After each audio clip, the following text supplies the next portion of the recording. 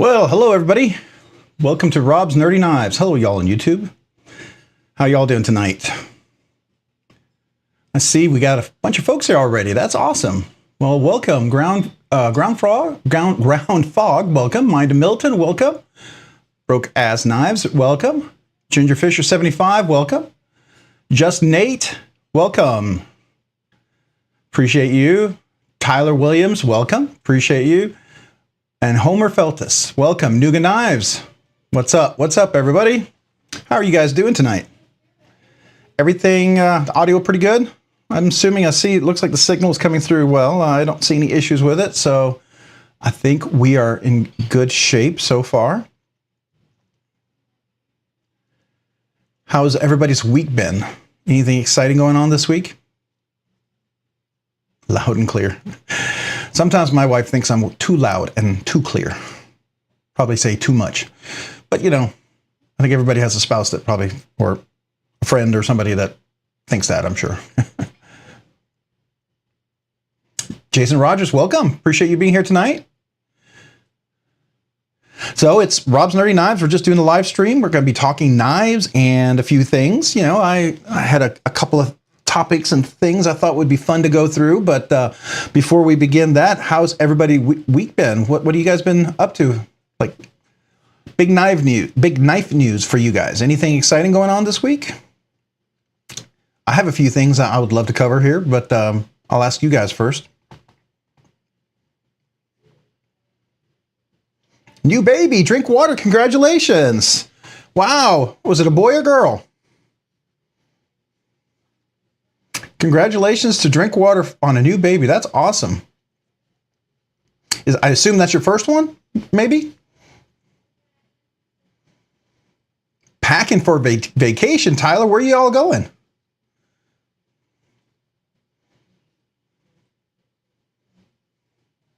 Yeah, that's a big deal, first baby. I remember that. It was a long time ago for me. We're talking like 25 years ago. But boy, still fresh in my memory. Remember that drive home from the hospital the first day? I've never driven so safe in my entire life. My wife said we could put a glass of champagne, you know, one of those round cups that go like out like that, filled to the top, and we could put it on the dashboard. We could have driven home and I wouldn't have spilled a drop. She'd never see me drive that safe. And probably never since.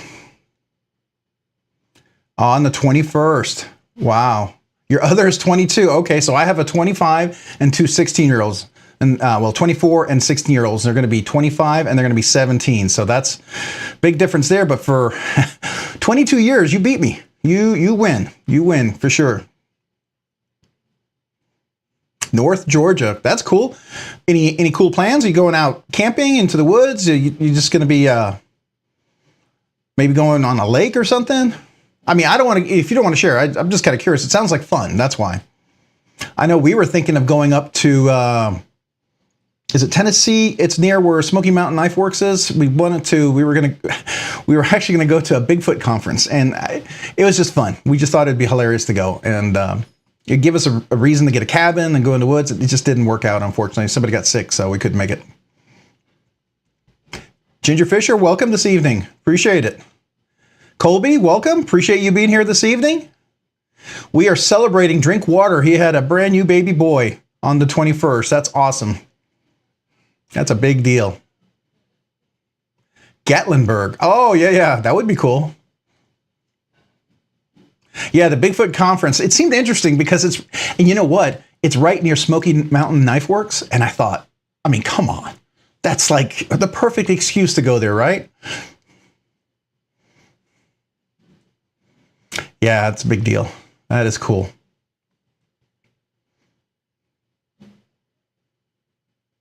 How do I like the burger? I love the burger. Golden Design Works. So if you guys didn't know, we were going to talk about this here in just a second. This right here is the Golden Design Works. If you haven't seen this yet, let me zoom in here a little bit. We're going to desktop zoom. Here we go. So this is the Golden Design Works, the standard. If you guys haven't, thanks for joining today, Golden Design Works. This is a beautiful knife. I got a chance to order this. I got to tell you, the action on this thing is beautiful. Buttery smooth. I don't know if you can see this. It's drop shutty, but it's not guillotine, but it is very controlled. Got it in, you know, beautifully centered and everything. Action is wonderful. Now it was tuned, and I'll be truthful to Golden Design Works. This was tuned perfectly for a lefty EDC. He would have loved this. He would absolutely love this. I like it a little lighter for my front flippers because I tune it more specifically for the front flipper than I do for the thumb hole. So I very, very gently dialed it back just a little bit so that the front flipper, I can front flip it and all sorts of stuff now. And I like that because I really enjoy it. This front flipper is just wonderful. You see the jimping all the way around that? If you haven't seen it right there, let's see if we can get it in there. That jimping is beautiful. You can grab it anywhere. Just put your thumb here, up here, whatever, like that, and just flips, right? You don't necessarily have to do it on the side like that, but you can. So this is a wonderful knife. Milled pocket carry clip. This is actually milled beautifully. And you can change these scales out. I'm thinking about buying another set of scales, by the way, for these, because I like these this is called a golf ball pattern. I think that's what they call it. It's like a dimple pattern. I really like this. And it's nicely chamfered all the way around beautifully. So it's very comfortable. There's no sharp edges here. So, by the way, these are still for sale if you haven't had a chance to check it out. Golden Design Works. So I highly, highly recommend if you guys haven't had a chance to check that out. Broke-ass knives. You've been in the car with your sister, bringing her home for her first kid. Oh, that's cool. That was the slowest, longest 2-mile drive I've ever been on. I bet. I remember that, my first drive. So I was going to show you guys real quick if you guys want. So if you guys haven't had a chance, this is Golden Design Works. Just real quick, I wanted just to kind of show you guys this right here. This is the standard, okay? And you can go down here, look at the specifications and all this good stuff. And if you want to go ahead and order it, info, shop, click on that. And then right here, now the fat carbon one with the Dalma steel, that one sold out pretty quick, but he still has the regular standard. And you can get this in a blue or a gray pattern. And then he also has the wave pattern and the gray wave pattern. And this is still for sale. And it's still the pre-order price of $269 still, because he's just finishing up sending all those out. And I got to tell you, it's a Best Tech knife. It is a great buy for what you're getting. The action, the quality on this knife, really, really good. Really good. It's up there to me with EMP EDC type quality. Absolutely, 100%. I love my relative, you know, and beautiful knife for sure, right? But that standard is, I mean, that's his first design. So if you haven't had a chance to check it out, I want to say if you're on the fence for it, go for it. I would highly recommend it. All right, Matt D, welcome. Appreciate you being here. Just Nate, did I say hello? I did say hello. I think, no, I don't know. I don't think I said hello yet to Just Nate. So hello, Just Nate. Welcome. Appreciate you being here tonight. Jason Rogers, hello. Don't think I said hello to you as well. So I'm going to say hello. I mean, if I didn't, I'm going to say hello twice. So nice. I'll say it twice. Let's see here. You've been sister. Yeah, that's a lot. Driving but listening. Appreciate it, B for Baron. Yeah, I do that a lot with a lot of the live streams. I like to listen in. It is very comfortable, by the way. It really is. If you haven't had a chance, I know, Tyler. So, so you know, the topic for tonight, obviously, if you saw it, was I try to pick some sort of topic we can start on just to get the conversation going. And he goes, so I did it. You know, I said I wouldn't, but I did. So I ordered a pre-order. Right? I did it. And I'm happy I did. The nice thing about this particular pre-order, there was still some available, which I was really surprised. And just before they came in, so I was able to get one. And I got to tell you, I think this is a sleeper. It really is. I know a lot of people who have it really liked it. And I'm enjoying the heck out of it. So, and they're all T8 screws, by the way. You know, I have an unboxing that I did today. If you guys didn't see the video, I did that. The other thing, on top of that, you asked me about the burger, by the way. This is the burger. Oh, let me go back to the desk here. So Golden Design Works, you asked me about the burger. This is the Trevor burger. This is a custom, obviously. This is the Custom Trevor Burger XL. I got this one through Rec, River's Edge Cutlery. And this is the full hollow grind. Beautiful. Now, this is the full 8-inch version, right? So you have the little LC. This is the this was the Urban EDC production one that they had a pre-order on. This is the one that kind of killed me for all pre-orders. Most of you guys know that. This one right here. I pre-ordered this a year out. I'd never had an order. I think it was almost 13, 14 months. That was the longest pre-order I'd ever been on. I mean, I like it. I kept it. I think it's great. I had to fix the clip. Y'all know that. The clip was rough. It was like the Chavez Redemption. Those clips were just, they would rip up things. And so I took it off and I polished that off on my sharp Work Sharp Ken Onion belt sander, and it came out really, really nice, and it goes in and out of the pocket really nice. So I do like that. But this right here, I figured the custom would be absolutely perfect, and it is. It's beautifully done. I don't know if you can see this. Let's see if we can get that up there. Get that. Maybe I can do it right over there. So if you can see that, it's just beautifully rounded. It goes in and out of the pocket. Fantastic. The action on this is buttery smooth. And because it's full hollow grind, I can middle finger flick it. So that's always really nice, right? So yes, Golden Design Works. I love that knife, and I highly recommend anything, especially Trevor Burger's Customs. I think they're great. Yeah. Oh, yeah, that's right. The interior screw. I did notice that. The interior screws on this, once you take off these, there's only two screws here. One on the pivot and one here, and it comes right apart, right? This screw goes into this clip, and that comes off, and the scale, and then you take this one off, and it comes right off, and all the screws underneath here, they're all T8s. There's no T6s, which is really, really nice. I actually have another video dropping in, I think tomorrow, the day after, where I do my tuning on the knife. And by the way, it fits skiffs, and that's another thing. I mean, I don't think it needed skiffs, but you know me, I like to put skiffs in there. Sometimes it's just, I don't know, it's just a little extra nice touch. Do you have to put skiffs in? No, absolutely not. Is it nice to put skiffs in? Yeah. Do I like to put skiffs in? Sure. Do I usually put skiffs in? Probably. So, you know, if I can put a skiff washer in there, I will. And there's very, very few times when I haven't needed to, like 1 or 2 knives. But, and they fit just beautifully. It makes a great knife even greater. So there you go. All right. So, hey, Chef Rocky, appreciate you being here. Good to see you tonight. What's the right on the standard? Okay, this one right here. This is the Wee Knives Evoke. This is a Ray Laconico design. And there's a reason why I put it next to your knife, by the way, because one of my things that I felt like was your knife is sort of like, to me, the best way I can describe it, it's like EMP meets Ray Laconico design in a functional way, right? And Ray Laconico has a way of just really, you know, he does a lot of front flippers, which yours works really wonderfully.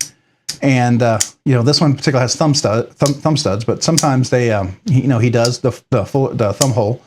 But this is beautiful. This is another beautiful, really, really great knife. I love this one. Really good size. It's up there right at 8 inches as well. And I did the black titanium with the brass anodized screws, and everything on this one's T8s also. And this is a little, I guess you'd call this a clip point. Really, technically, it's a clip point, not a drop point.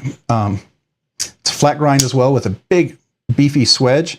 Pretty thin blade. It's not super thick, so it's a nice cutter and definitely great for boxes and letters and things like that. But these are the 2 knives this week that I've really enjoyed. And yeah, those are I enjoyed those a lot. Hey Byron, welcome. Appreciate you being here tonight. Don't think I said hello yet, Byron Kennedy. Dang Ross, what's up? How you doing? Welcome, Dang. Who else do we got? Did I say hello? Oh, Colby. I don't know if I said hello. Let me try that again. I can't speak. Colby, I didn't know if I said hello. Yeah, this, Colby, by the way, to your question, this dimple pattern, this is the standard. This is the Golden Design Works one. The pre-orders just came in and we're shipping this week, and I just got it this week. Beautiful, beautiful knife. It has got a nice thumb hole, fuller hole, whatever you want to call it. Because it's a liner lock, I don't know if you can see that, the liner lock is excellent. And it does have a steel bar insert. It's titanium inside liners. I did notice that, by the way. So you can see that. See, there's no It's titanium liners, which to me is always nice, really nice. I like that. I mean, here's a wee knife. I think it's underrated knife. You can get them in the carbon fiber. I got this one because I'm eventually going to dye it. I always say I'm going to dye it. I just not have time. But these are titanium liners, and this to me is a beautiful knife. It's underrated, super cheap, but I think great value for the money. But this right here has just some really exquisite touches on there. I think that's really nice. So that's what this is. This is the dimple pattern. You can also get it in a wave pattern. You can get it in the gray or the blue. And he still has some available. The pre-order, we're shipping out, and believe it or not, there's still some available, and he hasn't changed the price yet. It's still $269. So I know with the Urban EDC LC, this little guy right here, when they came in, you could have gotten them for $270 in the pre-order time, but after they shipped out all the pre-orders, they went up to $300, I think. I think it was $310 at first, then went to $300. But that's the price, so you would have paid $30 more. So it's always nice to get it before that pre-order price goes away. Definitely a great knife, I think. All right, so let's see who else did I say hello to. All right, Chef Rocky, I said hello. Yep, Kennedy. Dwayne Letterman. All right, welcome. Welcome this evening. How are you doing? All right, so tonight's topic, I did it. You know what? I said what I wouldn't do. So there's a few things I did that I wouldn't do. It's a pre-order. Tyler already called me out on it, and you're absolutely right, Tyler. That's one of those things, right? I did it. The other is, I don't know if you saw this right here. Well, it's a big boy, so I have to, when I flip it, I have to go up here at the top. And one thing I discovered about this knife, this is the Microtech MSI. Yeah, it's an orange, and everyone's like, orange? Well, I like orange, I really do. My first really nice knife was a Benchmade Mini Barrage in orange. I got it at Cabela's. It was the first knife I ever bought, over $100.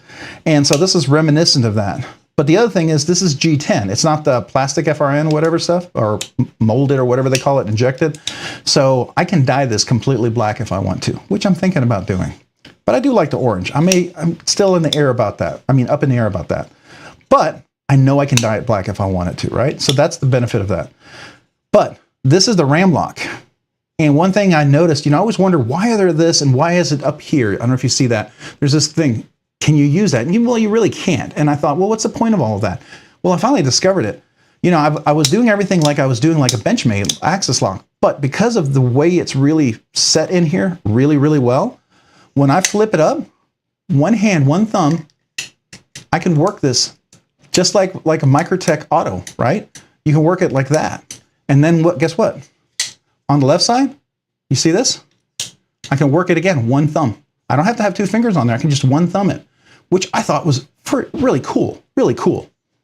So I know some people aren't big fans of this knife. I get it. I know there have been some reports of the steel being pretty soft. I hear that. I haven't had a chance to really try that out yet. I will tell you the grind on my blade was a little disappointing, so I'm going to reprofile the blade. They rounded the tip of the edge up here. I don't know if you can see that. Let me get the light on there. But the tip of the edge is a little rounded up here as opposed to the other side. So it's not a perfect, this is a pretty good edge here, but this one, it's like they slipped up. It kind of comes up and then goes in like that. So let me see if I can do it. Comes up like this and then goes in. So that's the only disappointing thing. And this is 350, by the way, as opposed to the 250, right? Because it's not the injection molded, it's the G10, which makes more sense. So, and you can, matter of fact, American Edge Knives still has a serrated one. If you want a serrated one, I mean, if you need a serrated knife, I mean, their serration is pretty darn good. I gotta admit.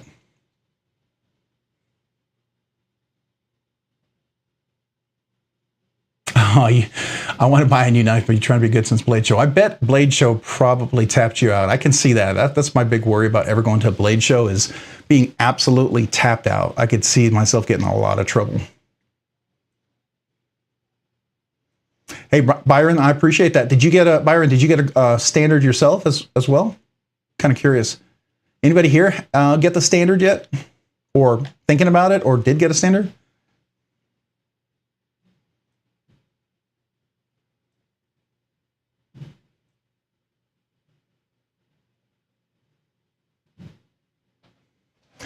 So Nuga Knives, you're absolutely correct. Looking back up here, answer the question, that is the standard. That's the Wee Knives Evoke, right?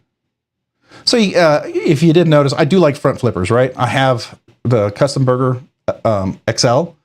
I have the relative from EMP EDC. I have the Urban EDC production version of the Urban EDC LC. And I have more front flippers. Definitely have more.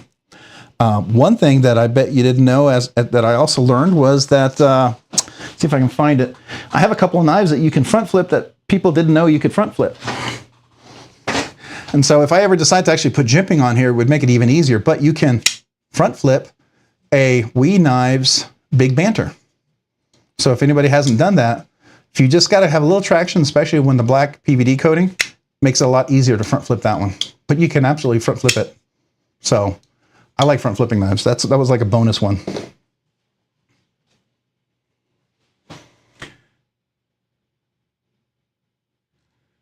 All right, so I think I'm caught up here. Oh, hey, Jay, welcome. Appreciate you being here this evening. Thanks for joining. Sharp Guy, ATX, welcome. And appreciate you joining this evening. Jay, welcome. Thanks for joining. All right, we got, let me see if I can say Brand New American. Brand New American, what's up, man? Welcome. Appreciate you being here tonight.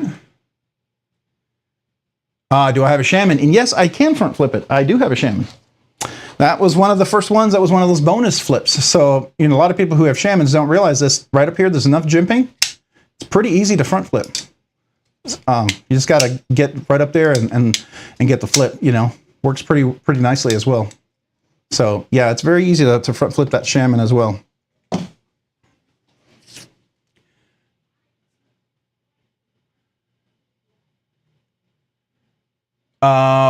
Nuga Knives, which is the one that you're talking about real quick? The detent, wish it had detent. Which is that one?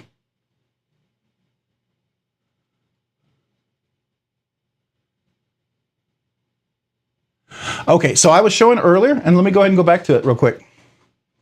So I think, Nuga, you were asking about the standard. It's right here. And I'll tell you what, I'll just copy this real quick. And I'll post it in there in case you guys want to see it. That is the link to the standard, by the way. If you're interested in getting it, definitely a still pre-order price. I really think that's a crazy great price for this knife. I think for $269, I think it's absolutely 100% worth that, and then some. That's just my opinion. And I'm not saying that because he's here. I'm getting nothing out of this, right? I don't get any benefit. I bought the knife, I paid full price, everything like that. I'm not getting any sort of promotion or anything like that. I just really like the knife, and I reached out to him and told him I did. I really appreciated it, and asked him if I could, you know, if he's going to have, you know, considering any future scales or something like that. And I think he is, which I think is awesome, by the way. I would love to see, there's so many types of scales you could put on that thing, because that's the nice thing about this. These scale swaps is super easy and super quick.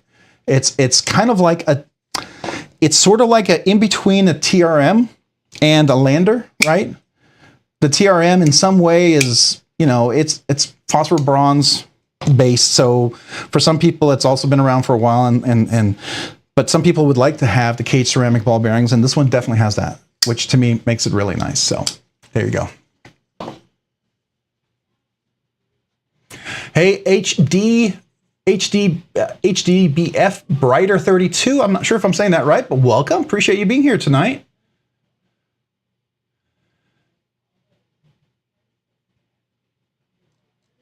Let's see here. Did I miss a question? No, I think I got everybody. Yeah. I understand, Nuga. By the way, you know, I've kind of had to, you know, pull it back a little bit, but I did. I bought a couple of knives that are coming in this week, and I'll be doing some unboxings for, but those are for the giveaways. I needed some new knives for giveaways, and I found two knives that I'm really excited about. I haven't had a chance to handle yet. Heard a lot of good things about them, and I thought, man, these also would make some good giveaways. And I even asked, White Mountain Knives if maybe they had some extra stickers or something we could throw in there with. So maybe I'll have a few extra stickers, see if they had some. I don't know. Hopefully, but we'll be doing an unboxing of those shortly as well. But that's going to be part of the giveaway. I think one's going to be a regular giveaway, and then I'm trying to start thinking about, I mean, I know we're a ways away, but you know, we're at 2,300, and that's only 700 away from the 3,000. So I got to start thinking about that, right? So I kind of want to plan that out.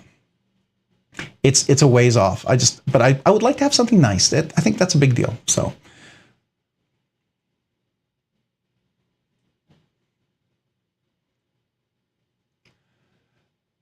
Ginger Fisher 75. I like that. Yeah. All right. The Remnant Rhino, what, $44 on Amazon? You didn't count as a knife purchase. Well, yeah, it's a budget purchase, so it's a tool. It's a tool purchase. So is that really a knife purchase, or are you purchasing a necessary tool? I mean, if you need help rationalizing that, I can absolutely help you 100%. I'll rationalize it with you. I think you bought a good tool that's necessary for your toolbox or tool necessities or whatever, May not be necessarily in your toolbox, but it's a tool, not necessarily a knife purchase, because a knife purchase is a little nicer, right? Now, it happens to be a knife tool, but that's an extra benefit.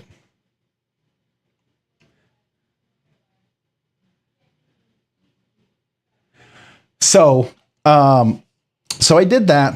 The other thing that I also did, and they were dropped for Sunday night. So if you didn't know this, there are definitely choices out there, absolute choices. I feel like if you got it, and I think the best value right now for the money is going to be, I think, the standard to get. That's my first go for.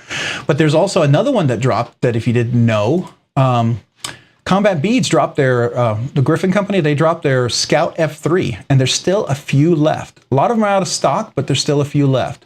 So like they have the blacked out version, the micarta, the carbon fiber, all the lefties are sold out, but there's still a few available.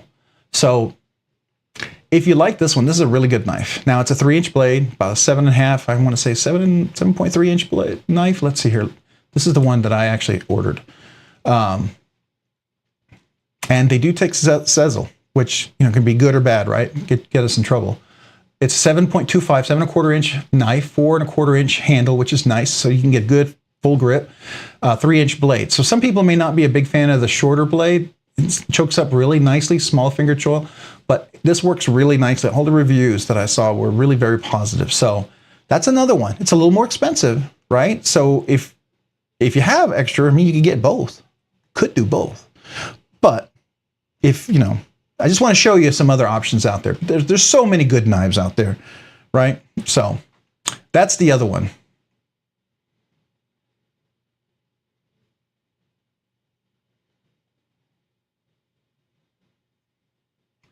So the Peacock and the Rhino, what are those? I've got to look at that. Is that the Remnant Rhino?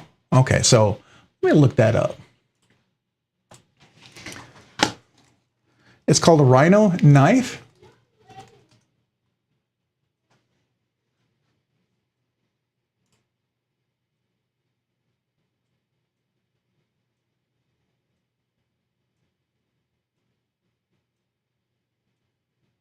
Oh, it's an off-grid knife. Is it off-grid? Is that what it is? Off-grid? Or is it Remnant? Is that a different manufacturer? Remnant is the brand. Okay, so let me go back.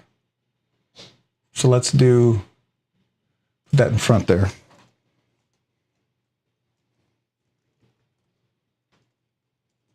Oops.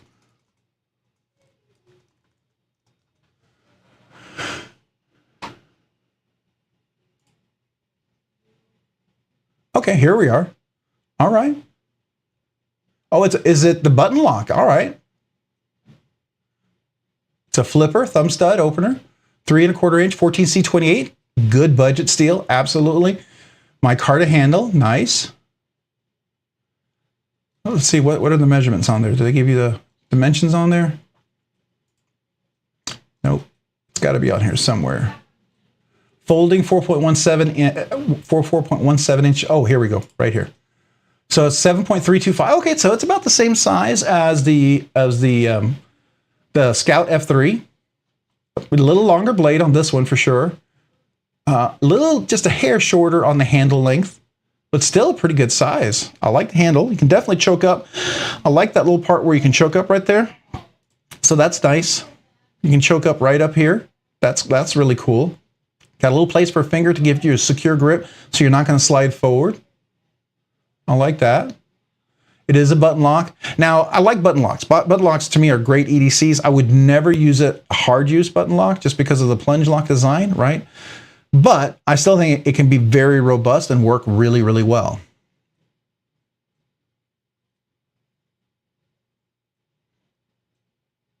The B3 factor. Oh yeah, that's going to be nice. Yeah, I was talking to Brian about that one, and they just sold out so fast, and I didn't have, at the time, could order it, but he may have some extras, so hopefully we'll get a chance to take a look at it. But I was real happy I got the B2, and I know when they come in, he's going to have some extra backspacers. I think I'd like to put a black one or carbon fiber in here, but I think when I dye this, if I decide to dye this black, I'm going to probably dye this black as well. Because I like the green button, but it's too much green for me. Now, I know some people really like the green. See, I took off the green pivot and I put the 2 pivots in there. I think that, to me, that looks nicer. I like that. So, but to each their own, right? To however you like the knife. All right, so that's the Rhino. And I'm jumping around topics here because I know we've got a lot of conversations going on.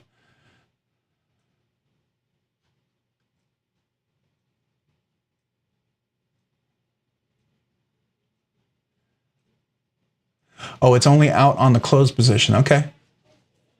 That's cool.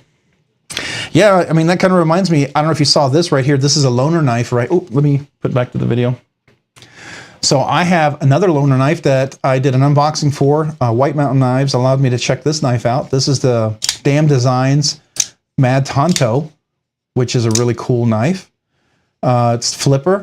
The push button and the light switch works really nicely. And the push button works really well on this. Deep pocket carry clip, the black micarta. It's kind of like a denim micarta, or burlap almost feeling, right? It's a very soft kind of a feel micarta. It doesn't feel like your typical more tight woven, but it feels more like I don't know, like a pair of jeans, if you will. I kind of like it. I do. It's got a micarta back spacer on there, and it does actually have a little bitty hole for if you want a lanyard, you can get it in there. So the lanyard folks have it. But man, it's a beautiful hollow grind. This is a great budget knife. I think this is like around 90 bucks or whatever. And they have them at White Mountain Knives, by the way. I highly recommend it. I got to send this back, but I wanted to get a chance to try it out. Definitely like it. And you can, finger choil works really nice as well. So that's another button lock, but obviously it's going to be a little more expensive than the Remnant for sure. So, you know, it does cost a few dollars more. So if you're on a budget, you know, Remnant looks like a good alternative. I haven't tried that one out, but there's the Mad Tonto. That's another one. Hey, Norman Invader, welcome. Appreciate you being here this evening. Thanks for joining.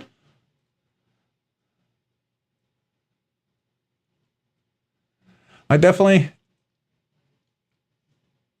Now, oh, BNA. Okay, you're saying hello? I thought you were talking about a knife. I was about to ask you about that, but no. Just Nate, welcome. Appreciate you being here. Oh, you were just saying hello? I keep thinking somebody just jumped in and I'm missing it. So, all right, because I'm always thinking about the knives, always thinking about that. So, all right. Oh, LTK, okay, love them knives. He tested it for D2 and he saw H62 HRC. That's pretty cool. That is pretty cool. D2, that's a good Rockwell hardness for that one. I like that. Doesn't bounce on clothes for Ginger Fisher. Yeah, that's cool. I always like that button lock. You know, it also too, if you drop it and you don't release it, then it's going to bounce. But if you drop it and if you can release that button and that plunge lock catches it, you know, that's always nice. I like that. And I think that's what you're talking about, because some of them, even with the button lock, once you release it, they still bounce. They don't engage and lock in really well, and they bounce out. And that's always a bummer. And so I know what you're talking about. Yeah, I enjoy it when it locks in there pretty well. Oh, the Remnant's M390 HRC, I think 61.2. That's 61.7. That's pretty good. Yeah, I like that. So I shared with you a little bit about the Golden Design, the Scout F3. Those are the couple things that are happening. I told you a couple of knives are coming in. There's some budget knives, but I think they're really cool, and they're going to be part of the giveaways in the future. So I'm excited about those. We'll do the unboxings for those. One's a Civivi, and one's a CRJB, one that I haven't handled before. So I'm super excited about that. So those are the two things that I think it's going to be a lot of fun, and it'll be for next week is a giveaway. Monday, this week is not, but next week is. So one of those will probably be for the giveaway next week when we have those in. One thing that I did get this week that I thought was super exciting. Does anybody here order skiff washers? Yeah, the Valkyrie does bounce pretty bad. I've seen that. If you time it just right, you've got to be, if you time it just right, you can catch it and it won't bounce. But it is, you've really got to get your timing down, right? It's one of those that if you don't time it just right, it will bounce out on you. Because the plunge lock is not super strong. So it doesn't, we call it, everyone refers to it as a detent. It's the resistance at the point when it locks it closed. And it's really not locked closed. When it shuts it closed, there's a resistance that holds it closed. Theoretically, it's not locked closed like it is locked open. So it's really a plunge lock resistance, if you want to be technical, right? So it's a plunge lock resistance that catches it.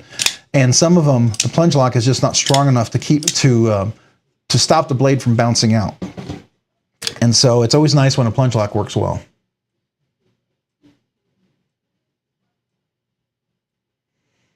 Yeah. I like that, Michael Sawyer.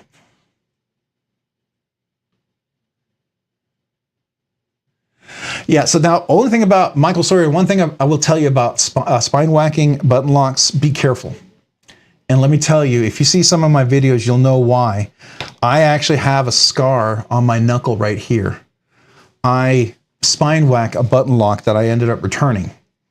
And I didn't do it the right way. If you're going to spine whack a button lock, you should probably have gloves, but you should always make sure your fingers are completely out of the way when you do it, right? Don't do this. I see people who go, oh, the spine works just great. And I see them do this, and I always cringe.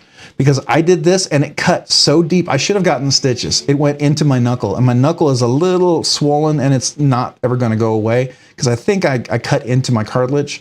And so my knuckle is a little bigger than my other knuckle here because of that. I mean, it's fine now, but yeah, that was kind of one of those dumb things. So when you do the spine test, you probably know this, but I'm just saying for everybody else, make sure you're clear of it, right, when you do that.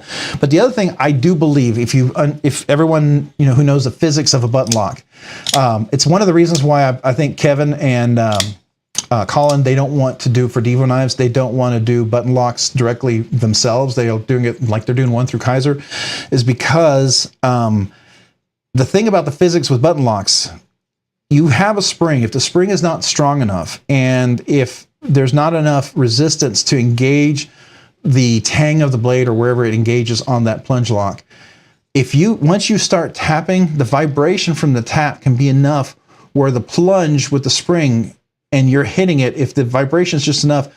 So it's like a channel. I don't know if you can see this. It's like a channel right here where it's angled like this, right? And then the plunge comes down. And when it hits here, it hits like that, which is very similar to a frame lock. You see that right here? I don't know if we can see that. Let's see if we can get that in there. That's too dark. That's not a good example. Let me get a knife that. All right, here we go. So we can see this one. All right, so you see how that engages. Here's the tang of the blade, right? And here's the lock bar, and it catches, and it's going to have the right angle, right? If you're too flat, you can easily get lock stick, which is what happened with my Wraith, I'm pretty sure. And then if you have too much high, it's too high of an angle, then you can have the what they call blade rock, right? Not blade rock, but detent lash or whatever. I forget what is it called? It doesn't lock. Wow, my brain just went. You guys correct me. What's the term? Anyways, it doesn't lock. It slides off, and it's not safe and it's not secure. So that's in here in a frame lock. The nice thing about a frame lock is when you grip it, you squeeze in there, so you're backing up that engagement. So it's harder for that engagement to break free because there's no way for you to come in there and pull it open. Typically, you're squeezing it, so you're pushing that lock bar into the blade, which is like a extra safety secure measure to hold it in place.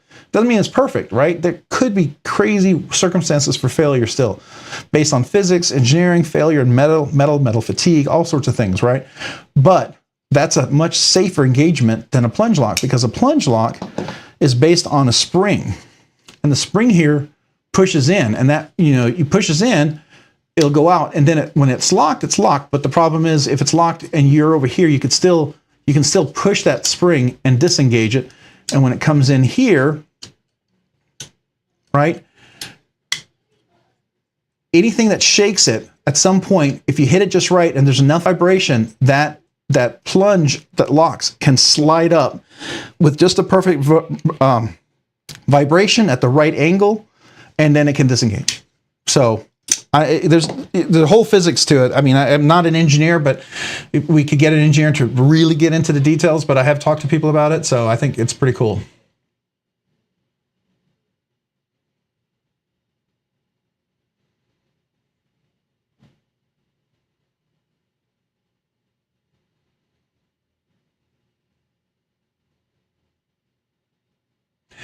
Yeah, so Michael Sawyer, it wasn't intentional, because I honestly didn't think it was gonna.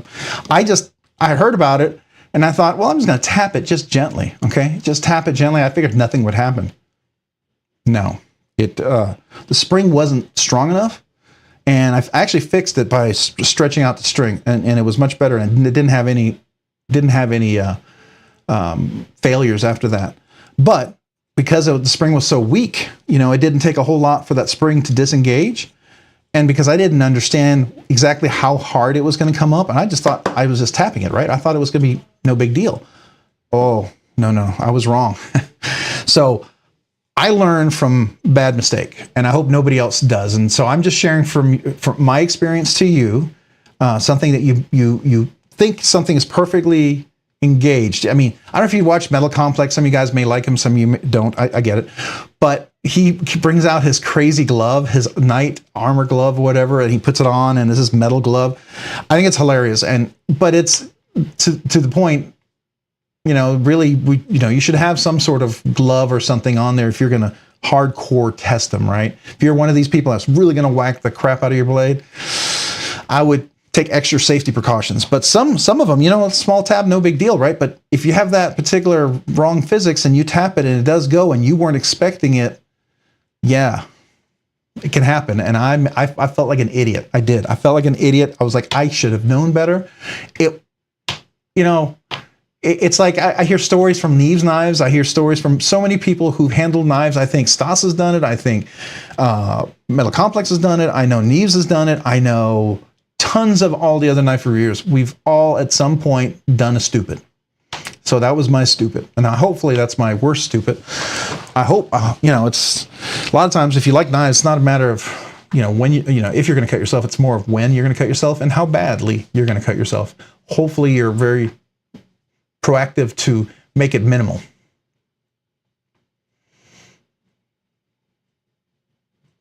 Yeah, MC is really hard to read comments. You're absolutely right. The thing about it, if you're on his live stream, I mean, I've been a channel member on there for 15 months or whatever, and I've done my channel member shout outs, and he's missed the last 3 or 4. He's gotten so big. I was a member when he was much smaller, and he used to be able to reply more, but it's just gotten so big. And I just figure, I watch it for the content. I realize I'm not going to maybe really engage with him. I offered him a bunch of knives over the years, and he never took me up on any of the offers. So, he probably works with more people he knows, and that's fine. That's okay. I get it. So I'm not, I just enjoy his content, and I realize, and I'm probably never going to win a knife from him, no matter how many times I enter, but hey, I hear people win. We had some people on here who actually won, which I think is really cool. Gives me hope.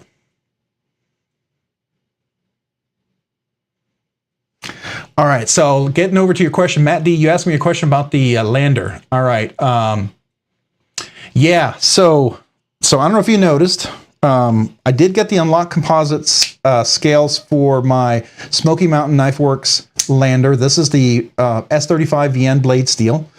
It's a blacked out version, and I think it looked better with the Unlock Composite scales. I really like both of these are Unlock Composite scales, so I really, really like that black on here. It just is really nice, and it has really nice relief cut, if you can see that. Really good access to the liner lock, which to me is always really nice. You know, it's real important to have a good access to the liner lock, and you got to make sure it's comfortable. I mean, I had one knife that I wanted to love, and they had a radial cut on the liner lock. It was a lock bar, and it just made it so uncomfortable. But this is the Urban EDC M390 version. So I took the Mars Valley scales and I put them over here. And I just personally like the plain, the naked steel and naked hardware with the Mars Valley fat carbon. And these are contoured. And so they have a little more contour on the top, a little more rounded. These are chamfered beautifully. It's not as contoured here on top, but it is absolutely chamfered. Well, it's not, I want to say, well, it is chamfered officially. I guess you could say it's really chamfered. It's not necessarily rounded, but it feels exactly like the other one contoured. So I like them both. And I will say that, how do they compare? They're different. They're very different. Quality-wise, they're both excellent quality. Fat carbon is outstanding, but Unlock composite scales are outstanding too. It uses a beautiful, I don't think this is twill. I think this is just a typical, I don't want to say if it's not marble, but it's just typical, is it twill? Yeah, maybe it's a twill pattern, because when you look at it here, I think it might be a twill pattern fat carbon. Yeah, I mean a twill pattern carbon fiber. I think it is, but you notice he does a lot of texture on here, so you can't see it as clearly because he textures them. But I would say, you know, if the thing about fat carbon that makes fat carbon stand out to me is the beautiful designs, right? It's different patterns, and that's what, if you're going for the fat carbon, typically you're going for some of the, like, you know, the Mars Valley, the Lava Flow, the Arctic Storm, the you know, some of those that are, you know, the purple fat carbon, the red fat carbon, the orange fat carbon. You're going for those colors and that beautiful mix of colors. And then depending on who does it, maybe they'll contour it, maybe not, you know, that's always nice. I do enjoy that. It is, whereas this right over here is more of it's not going to be as much fat carbon as it is a twill beautifully patterned, but it has a lot of texture.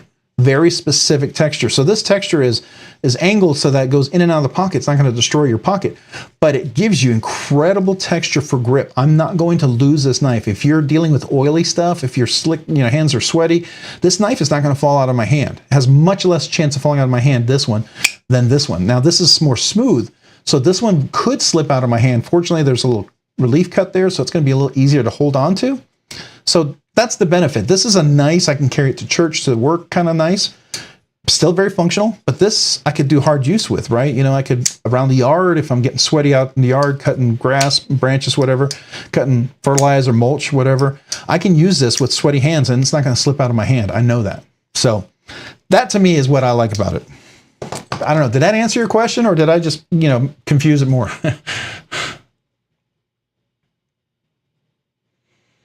All right, Byron, we'll wait for you. You want to win an MC an MC giveaway. There's too many bots. Yeah, alternative accounts. I hear you. I hear you. I'm even on his Patreon, you know, and I always wanted to win something, but it's not happened. But that's all right. I have bought some of his knives through Patreon, which not a bad deal. Usually sells the knives he gets for free. And he uses that money to buy more knives. So it's not he makes money off of it. He just uses it to buy more knives.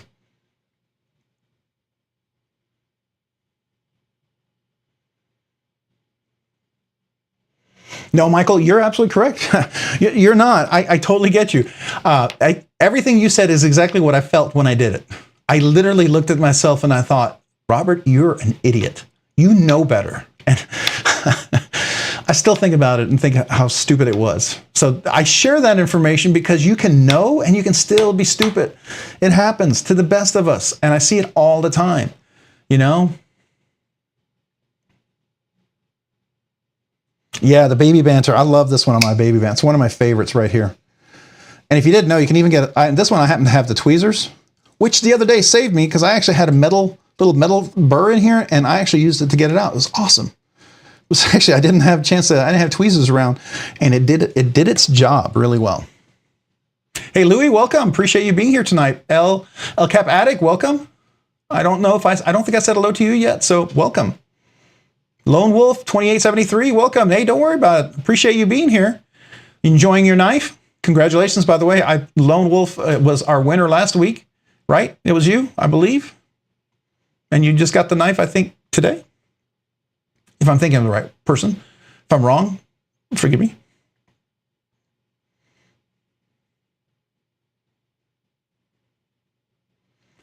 Yeah, so he's actually won twice. There's pretty good chances when we do the giveaways to win here. And it's a random picker, right? You know, I know people who they want to win. I would love for them to win, but it's random. I don't have control over it. I use that app and it's random. So I don't want to have any say over it. And I don't want to in any way influence it, because then it's fair, right? I did say Lone Wolf should have bought a lottery ticket though, because I think winning twice, and I think the person who won the time before that had won on Metal Complex. Am I right? Whoever won it before? Because they also should have bought a lottery ticket. That would have been cool.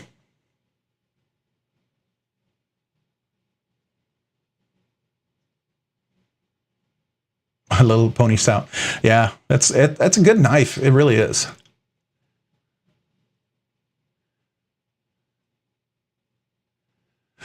All right, so I talked a little bit about the golden design standards. If you haven't had a chance, I'm just going to go one more time.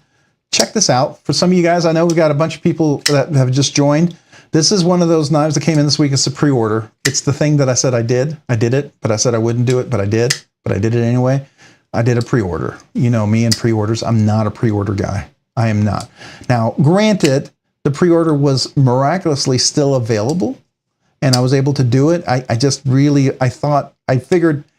waited and I figured it's going to be sold out. And then it wasn't. There was a few available. Matter of fact, if you like this knife and if you saw the review and if this aesthetic appeals to you, I can tell you it's comfortable as all get out, man. This is a real deal. The jimping is beautiful. This is functional jimping. This works. This is not like it's going to shred your thumb up kind of jimping, right? It is really, and this front flipper part here, you can do this to the side part right here, and it flips really well. You can also get it at a 45-degree angle, kind of like a front flipper or a top flipper. It works just as nicely, beautifully. It doesn't shred at all. And guess what? Works with the finger like that. And because it's a liner lock, you can do it left-handed as well. So I like that a lot. So that's a good one that I did this week. The other thing that I said I wouldn't do was the MSI by Microtech. I actually bought one. Now, granted, it's orange.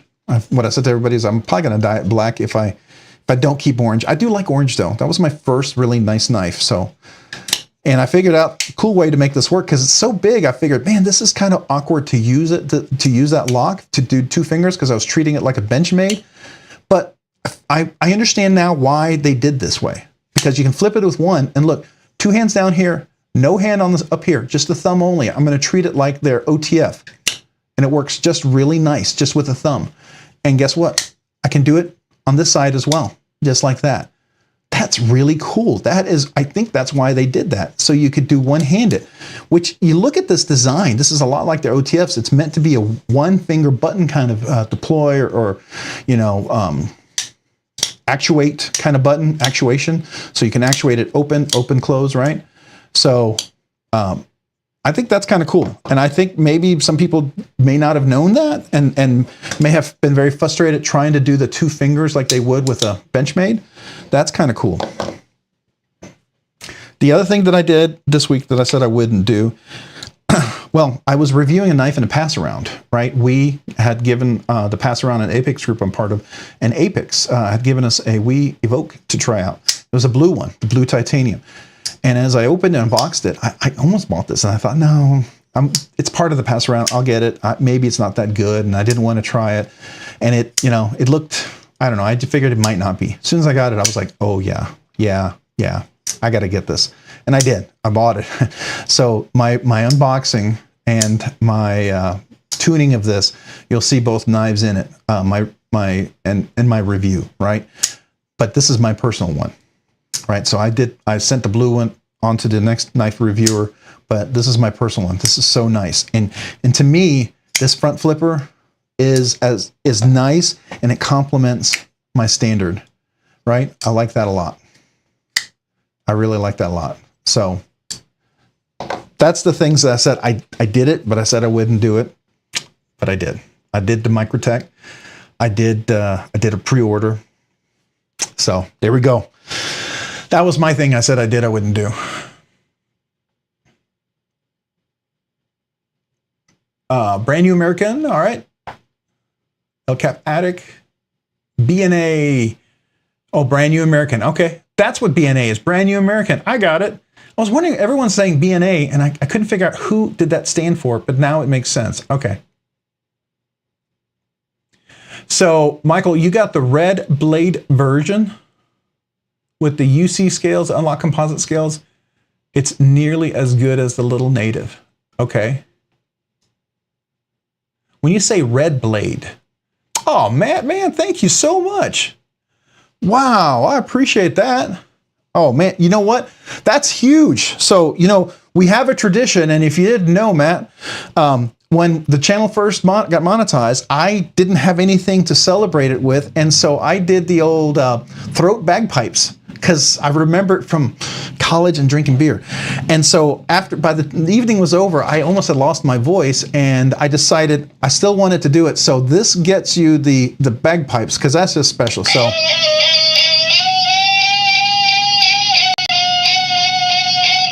It's so bad, everyone said keep it. So when you hear this, you go, that's so bad. It was. We were like, oh, they were like, oh, no, that's so bad. And then everyone said, no, keep it, because it was so bad, and we all were laughing. And I'll show you where it comes from because of your generosity. Let me just show you. It's, that's where it comes from, okay? But I can't do that all night, or I won't be able to talk. So, but thank you very much. But just also, you know, in honor of the first one tonight, I just want to say thank you so much, and I'm going to celebrate that as well with the kazoo. That was another thing everyone decided on. We really wanted to do the kazoo, so here you go. So thank you, man. I really appreciate that, guys.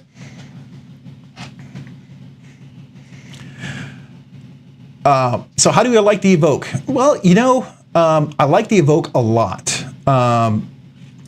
Yeah, the Evoke really, it's simple. It's so thin, which is what I really like about it. The thinness, it's very compact, so it feels small, yet it's a pretty big knife. It's 8 inches, right? So I've got plenty of grip here, plenty of room here. So an XL, and if I choked up, double XL, big hands could absolutely control and hold this knife. It's got jimping.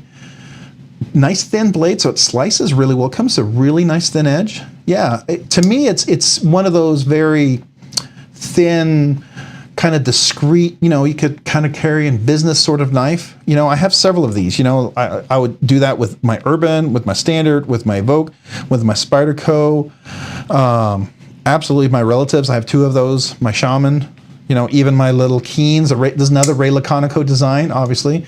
You can see that I do like Ray Laconico designs a lot. This is another Laconico. And so I like his simplistic elegance. And it takes a lot to make simplicity work and function and look good. Because you can be simple and underwhelming. He is simple, yet executes. I don't know if that makes sense. So that's what I think about it. I really like the Evoke. Yeah, and you're right. When you say, does it look boring? At first, that's what I thought. And then when I got it in the pass around, I realized that you look at it first glance, and it does look kind of underwhelming. But once you handle it, the things that makes it stand out is everything is rounded, all the way around. There's nothing sharp on this, which to me is a really great detail. Everything works well. When I drop it, the finger choil or the choil of the blade, it's not going to guillotine my finger and slice my finger. Works really well. The thumb studs work really well. And guess what? Left-handed works really well as well. Even with the frame lock, works really nicely left-handed. Now it is a right-hand tip-up only, so unfortunately it's not a lefty kind of knife, but still works nicely. I know some lefties might carry it in the back pocket and still keep it as a lefty. The flipper works nicely, and then you can do the finger flip as well. All that works really, really nicely. And that to me is what makes it work. And then when you get the grip on there, there's nothing sharp there that's getting me. It's comfortable. And that's what surprised me when I got it in the pass round. And that's when immediately I held it. I was like, oh, okay, wait a second. Wow. I was surprised, right? You can get a knife where you can get it in your hand and you can go, oh no. And you can get a knife and you can go, oh, yes. And you look at them, some of you go, yeah, I think that's going to be really nice. I knew this was kind of a risky, but I thought this was really good, and I heard a lot of good reviews, so I went with those, right? And I was very pleasantly surprised. I heard about the Shaman. I thought it was going to be good, but I didn't realize how good that Shaman is. Now, it's a big boy. It's a big knife. It's a big knife. Thick, stocky blade. I mean, this is a big chunk of metal, right? You got to want to carry a big knife. It's got a lot of weight to it. But the ergonomics are ridiculous. Awesome. I love that. The relative I felt the same about. Here's another one. The unlock composite scales, right? Excuse me. If it wasn't unlock composite scales, I would not have a Wii Banter. The Wii Banter with the regular G10 scales, and even had the carbon fiber, was horrible. For me, personally, for me. It was very square on the edges, very uncomfortable, did not care for that. And I tried to like it, but it was so uncomfortable. And then the access to the liner lock, because I got big meaty fingers, okay? I'm not going to lie to you. I don't have little thin fingers. And so for me to get something, I got to have some access, right? That's real important. And that particular knife hurt after a while, I would be sore and raw here because I couldn't get to that liner lock. And I finally said, I'm not enjoying carrying this. And then I saw Zach from Zach in the Wild, and he talked about his unlock composite scales when they first came out. And I was like, what is this? And then I reached out to them and I found this is what started me on the whole unlock composite scales. And I was like, well, I got to try that. So he didn't have these in at the time. He did have the baby Banters. I put those on immediately. And I thought, yeah, that's amazing. And when I got this knife became a whole completely new knife. And I think, people talk about the beautiful design of the blade and the handle, but some of the ergonomics are just as important in a knife, how it executes, as I don't care how beautiful a knife looks, if you don't execute some of these details well, I mean, personally, I think it's a failure. Okay, that's just for me. I'm not going to dog on them, but I'm just going to say it's not going to be something I'm going to keep or buy, right? But this is absolutely a completely different knife, and like this, it's phenomenal, absolutely phenomenal. So that's what happened with me with the Evoke. That's probably a whole lot more than you wanted to know, but I'm pretty passionate about it. And I know I bring this up here, but I got to tell you, I wasn't sure about this. I heard a lot of good reviews, and I said I'm gonna do it, and I did, and I was so glad that I did because, I love Ray Laconico's design. This feels, and I've said this to you guys who've been here earlier, but and some of you guys who are new, I've said that this feels like and I'm not saying there's no this is absolutely different than Ray Laconico, so let me just be real clear about that. He has not, you can't look at this and go, oh, that's a Ray Laconico design. No way, it's so unique, okay? But it's got that feeling, that functionality, that simplistic, functional elegance of a Ray Laconico, but still that really cool, nice, crisp, wonderful design and function of an EMP EDC. I feel like it's kind of like a little, those are the two main aesthetics that stand out to me on this. There's a lot other things. Something I don't see in a whole lot of knives. This jimping on this front flipper, top flipper, whatever you want to call it, is the best I have ever experienced on any knife. Really is. I mean, you can do the 45. That to me, that's an execution thing that's a huge deal. Accessing the liner lock here, making sure, look at that, it's got nice chamfering on both sides. You can get your finger in there and easy to drop. Catch it down on the thumb, the finger choil right there. So you're not, let me get it to the camera. You're not guillotining your finger, and the action, beautiful. Absolutely beautiful. No blade rock, solid in there, right? I put skiffs on here, and I highly recommend skiffs. Did it need skiffs? No. But if you want to make something buttery, extra smooth, glassy smooth, skiffs are just a nice thing. It almost makes a really great knife feel like a custom. That's why I like doing it.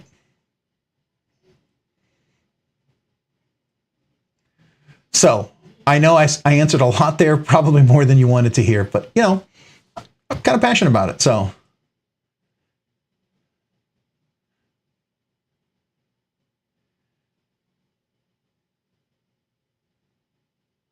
Oh, you can remember losing your voice after games.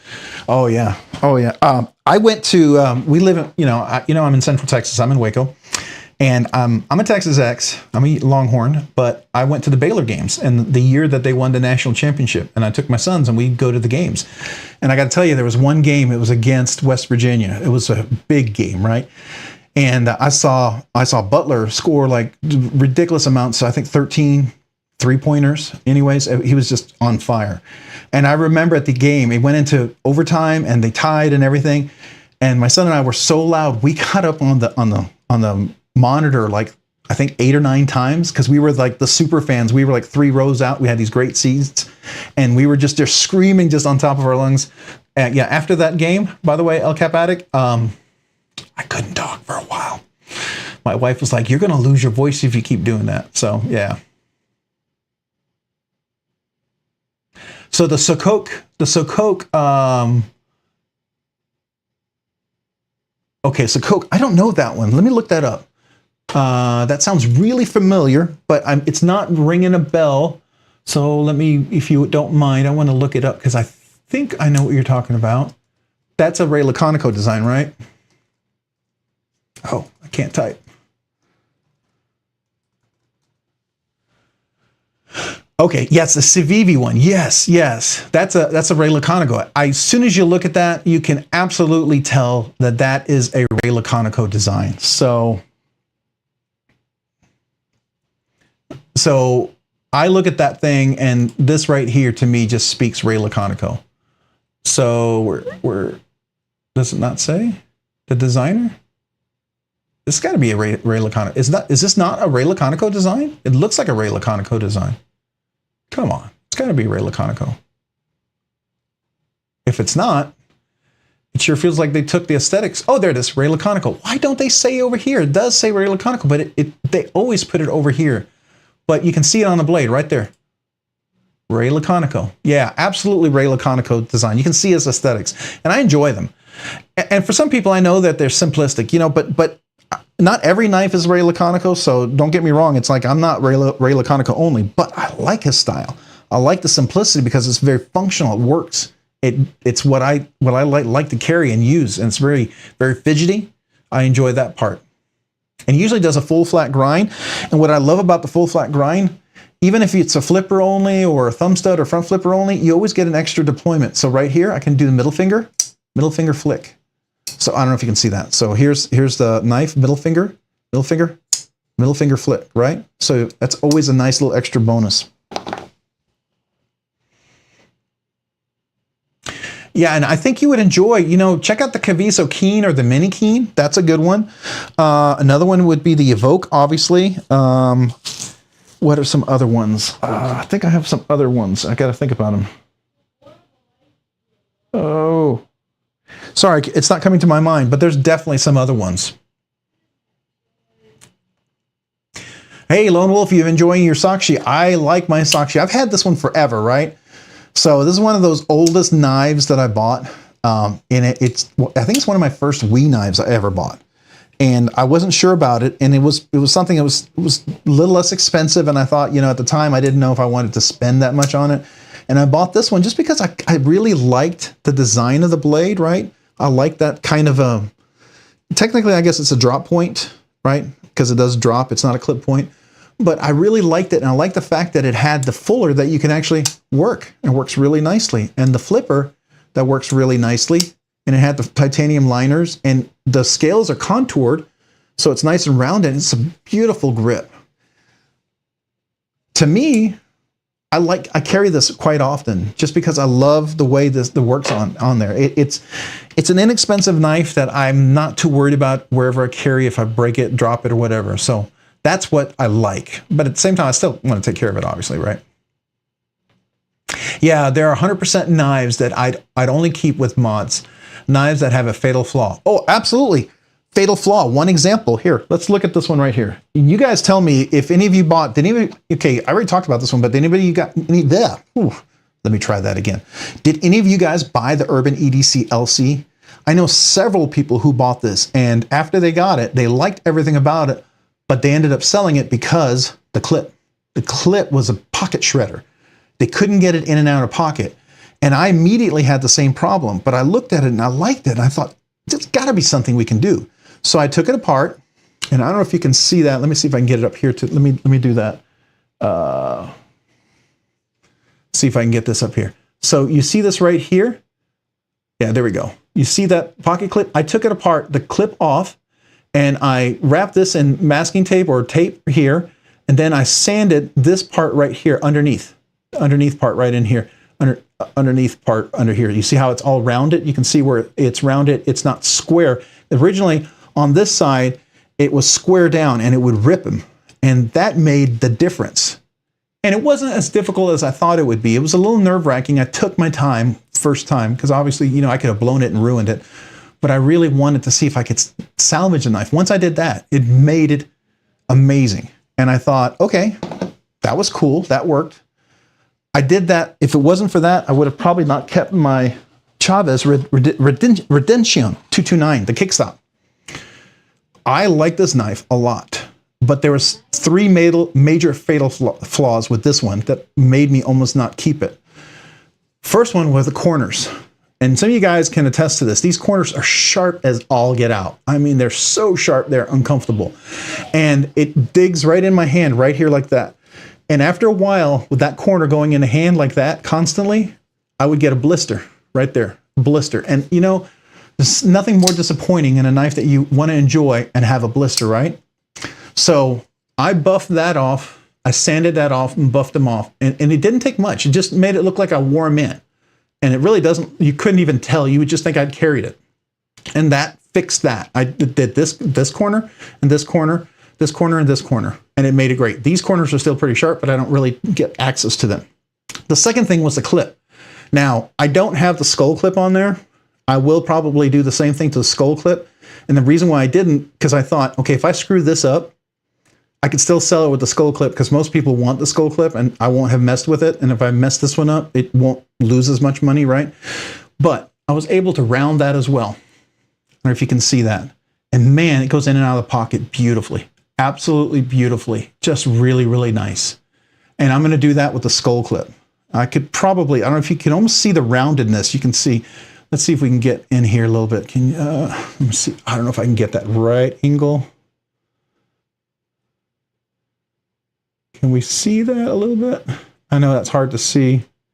Oh, this is weird. Trying to get the right angle for you guys. But it made all the difference in the world. It really did. And I don't know about you, but those little mods are huge.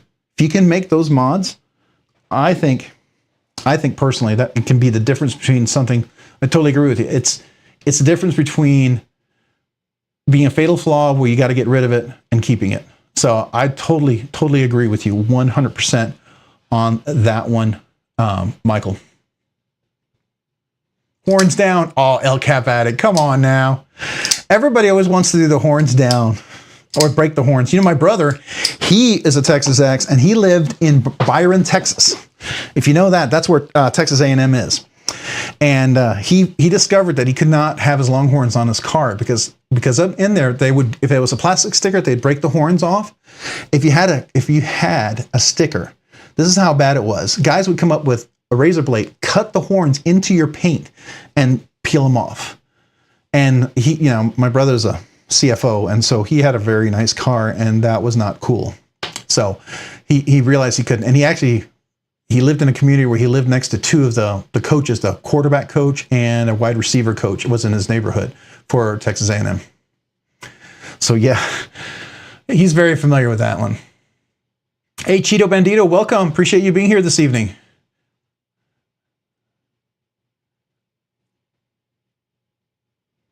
Boston University won the Frozen Four. Okay, cool.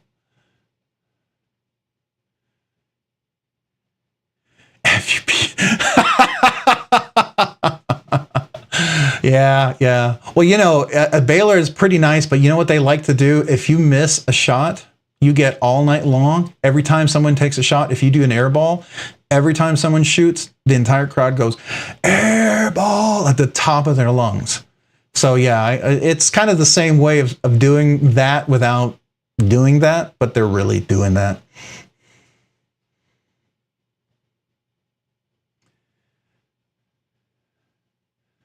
Yeah, so Cheeto Bandito, we were just talking knives. I talked a little bit about what I did, what I said I wouldn't do. We talked a little bit about the Golden Design F3 Griffin, which is the Combat Beads guys, Griffin Company. They do combat beads. The Scout F3 was released on Sunday. They still have some available if you guys are interested.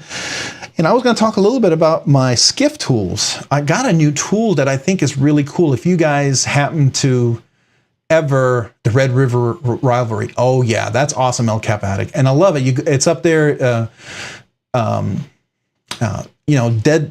So if you guys don't know, Oklahoma and University of Texas had what they call the Red River Rivalry, and they meet in a neutral location between the two schools, and they give half the stadium to Oklahoma, half the stadium to Texas, and man, it's a classic, and it never fails. If Oklahoma could be undefeated, lined up for national championship, and Texas could be 1-11 or 1-8 or something, and they could win.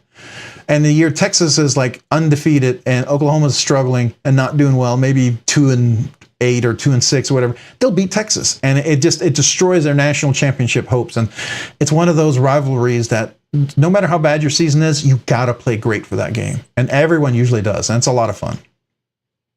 And it is a loud, sold out, crazy good game. Usually every year, except for this last year. I know that wasn't a good one. I'm sorry about that one, because you know what? You did the same to us quite a few times. So I'm okay with it kind of going back and forth, right? There's a few times you've kind of blown us out of the water at the Red River Rivalry. So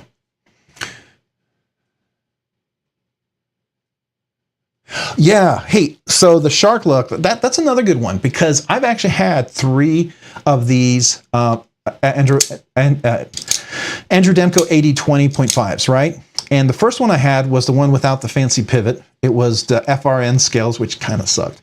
And it was the AUS 10A steel, which kind of sucked. And I got some micarta scales, which were okay, but they weren't great. But it made it better. And those FRN scales were not great. But that first one I got, it was so sharp. And the jimping here was ridiculous. It was a finger shredder on the side. It would literally slice into you. It was uncomfortable. This top part right here would cut you. It would like little razor blades in here. So I don't know if that's what you felt like it. The second one I got was a little bit better. But what I did with the first one is I literally had I don't have it here, but I have let me show you real quick. I'm going to be right back. I have it over here. It's one of my tools. So it's kind of helps you chamfer or round corners. This little tool right here. So in here, it sands inside one of these things. You put a corner of a steel edge right in there. Here, we can probably do it under here. So right in here like that. So what you can do is like that edge right there. You run that, and you can run it like that. Now, typically, I would take the knife apart.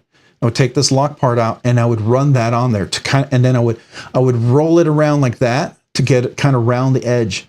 If you have a really, really sharp blade, like let's say, now all these knives are really good shape, but I'm not going to do it.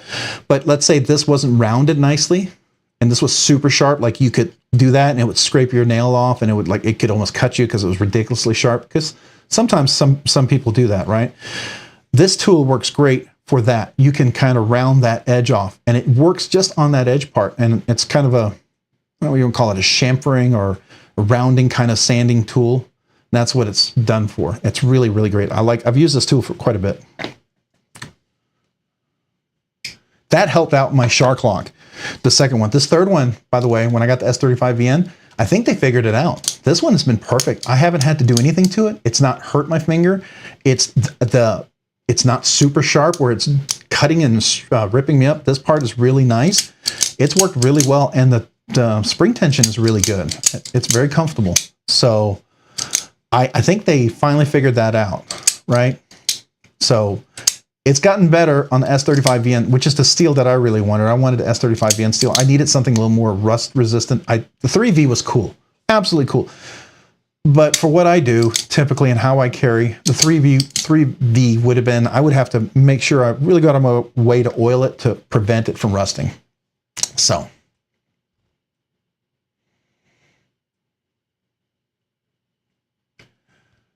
Go sports ball team, triumph over the inferior sports ball team for the different geographical region. Yeah. Well, Texas is moving to the SEC, right? And where A&M is and Alabama is, and Texas and Texas A&M is going to have their old rivalry back. I miss that one because that's always a fun one. They used to, I don't know if you know, that was one of the oldest rivalries next to the Red River rivalry. And they would, Aggies would they stole the Longhorn and made a barbecue out of it one year. Another year, they did something. They put Texas A&M branding on top of Bevo when they stole Bevo, and they branded it with Texas A&M. And then Texas beat, I think, A&M 13-10 or something like that. So they branded it perfectly so it looked like 13-10 or something using the A&M. I don't know how they did it, but it's just a whole bunch of crazy stories. Hey, Tim, School of Fish, welcome. Appreciate you being here this evening. I'm doing well. How are you? Good evening. Yeah, so Red River rivalry. So let me show you real quick. This is a cool little tool. Not expensive at all. This is from Skiff. And I actually have his washers. Where did I put his washers? Hold on a second. Let me show you because oh, it's right here. So I regularly replace a lot of the bearings in the washers here. Matter of fact, and he even has this tool where you can see what size they are, so you know what to get. And I usually have a bunch on stock here for all different types of knives. Matter of fact, one of these would go into the Kaiser ones, and it's a multi-row bearings washers, which is really cool. So, but in opening and taking knives apart, if they're not captive pivot and they have two screws on two sides, typically what you got to do, you get two pivots and you do this, right? You're trying to hold two like that, and it's kind of challenging. What I like is that you can actually use this little tool, goes in like that, and then you could have, let's say, another pivot here. And so then you could hold a knife, you put this in like this, and then you can hold a knife, or you can even do it up here. Let's say I'm just put this in here like that. I can hold a knife like that. Can you see that? So it's stable, and then I can go in here and do my twisting like that without having to try to hold it, because I've done that where I've done this and they dropped, and I've scratched the blade or scratched the scales and stuff. Just a cool little tool. I really like I like his idea behind it, and I think he probably came up with it because I don't know if you know, Skiff washers, best washers for any knife, in my personal opinion. But he also makes custom knives, and oh my gosh, his knives. I mean, they start off at $1,500, and you can buy $3,000 to $5,000 of his knives. And trust me, the craftsmanship on those knives is ridiculous. It is amazing. It's well up there with a Herman Custom, a Shirogora full custom, you know, any of those fancy super custom knives.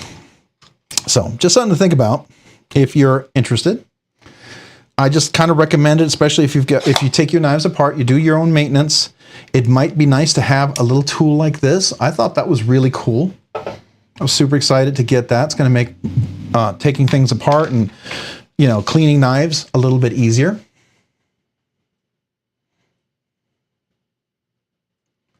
Did I steal? Didn't you all steal Jimbo? Oh yeah, Michael. Yeah. There's a whole bunch of stories, man.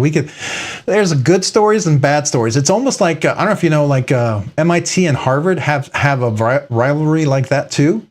I remember one year where when I was going to school up in Massachusetts, I had some friends that went to MIT, and they what did they take? They took the coach's car from Harvard, disassembled it completely, and reassembled the entire car on top of the roof of, I guess, the sports complex or something like that. Now, mind you, these are a bunch of engineers. They were able to take the car apart completely and reassemble it perfectly in a matter of a couple hours. And of course, they're all, you know, brilliant engineers. So yeah, that wasn't a stretch for them, right?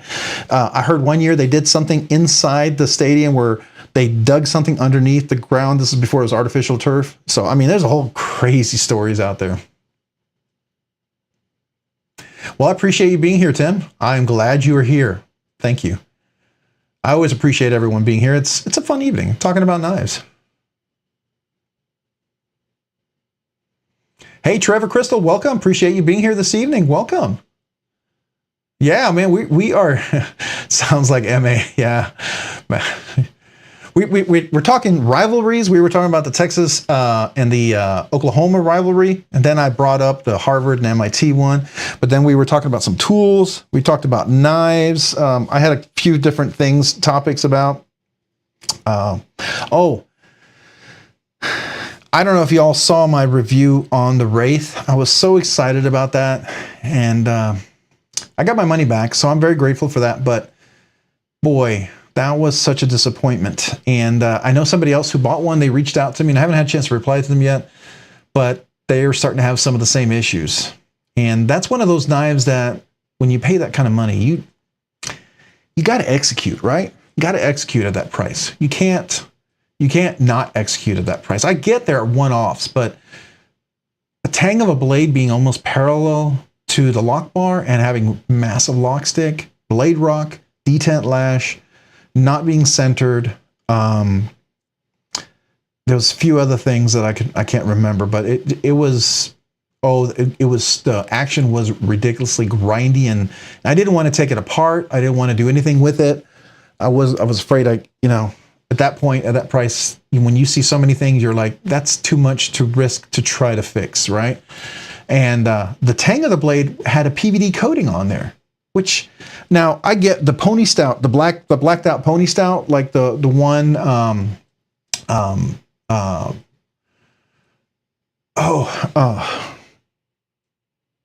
oh my goodness. I'm trying to think who won it last week. I know the name, and it's just Lone Wolf won last week. It had a little black PVD on there, but that wore right off. But it was a lock bar; it's very thin, so that was easy. And that's a budget knife. And if they coat that, that's fine. I'm not worried about that. I mean, that's a budget knife. This is a USA, pretty much handmade knife. $600. No, you can't miss that. Even McNeese. I looked at the McNeese knife. I mean, it was excellent. Everything was outstanding, and that was $100 less, and it was way better. So I was disappointed with that. I was able to get my money back. I mean, I lost $20 in shipping, but you know what? I got a chance to experience it and to know that I probably will never do that again. Now, I saw another review from somebody, and I forget who it was. They had the Wraith version 2, and it was a carbon fiber integral. And that one seemed much, much better, and it was much lighter. And so the one that the full titanium integral, it was heavy. I mean, it was heavy. And the blade was 0.2 inches, 0.2 of an inch thick. It's the thickest knife. I mean, it's like up there with Medford, right? And I was just shocked. So I'm sure it's better, and I'm hoping that's the exception. But it felt like a prototype that just didn't execute, right? I saw the prototype, some of the things that had issues with it, and I don't know. I love the design. It was beautiful. It was gorgeous, and I would love to see it be refined and work, because I think it would be a great knife. But yeah, that was too much. So I like Heretic. I like their OTFs. I mean, I think they do a great job on their stuff, right? And I think their automatic Wraith is amazing. Everything I hear about that one is fantastic. But yeah, I really wanted to love the flipper, but it just didn't work out. And that's why I say, they if they can fix the things, it could be a future try again thing, right? So I had that issue with the Maverick, and everything I've heard of the Maverick now since the early runs, and I think the Maverick I got was a first production run, and you're working the kinks out. I get that. It happened with the Rockwall too, if I remember correctly. Some of the first Rockwalls, when they first did the flipper, and then when they first did the thumb stud, there was the early ones. There was some issues, but they ironed those things out. And everybody who's had a Maverick since has had really good experiences. So I'm back to probably wanting to try the Maverick again. I'll probably go up to House of Blades or the Blade Bar in Fort Worth and handle one, because they're really close to where they're made, and they'll have them up there like they did last time. And that way I can, make sure it's what I want it to be, and I don't have to worry about, returning it or something like that, right? But I'm pretty sure that they're going to be the newer ones are just phenomenal. Everybody who's had them now says they are. So that's cool.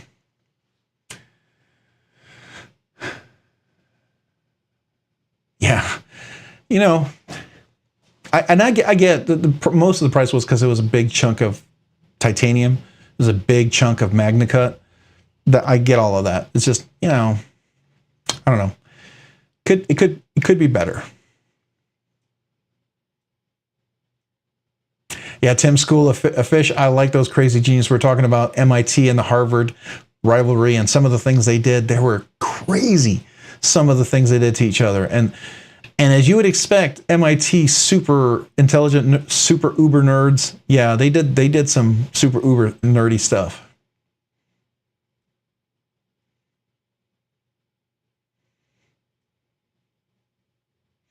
Oh, Michael is telling you didn't really understand it until you moved to Florida. I mean, the Army, Navy, Harvard, MIT, tough. Okay, Notre Dame versus everyone. Yeah. But the SEC rivalries are next level. Oh, they are. They are. What is it? Arkansas and Alabama? That's a big one. Texas and Texas A&M. I can't wait till that one sparks back up. What's the other one? Georgia Tech. That's a huge one. What are some of the other big ones? Florida State. Those are big ones. Yeah, those are just crazy.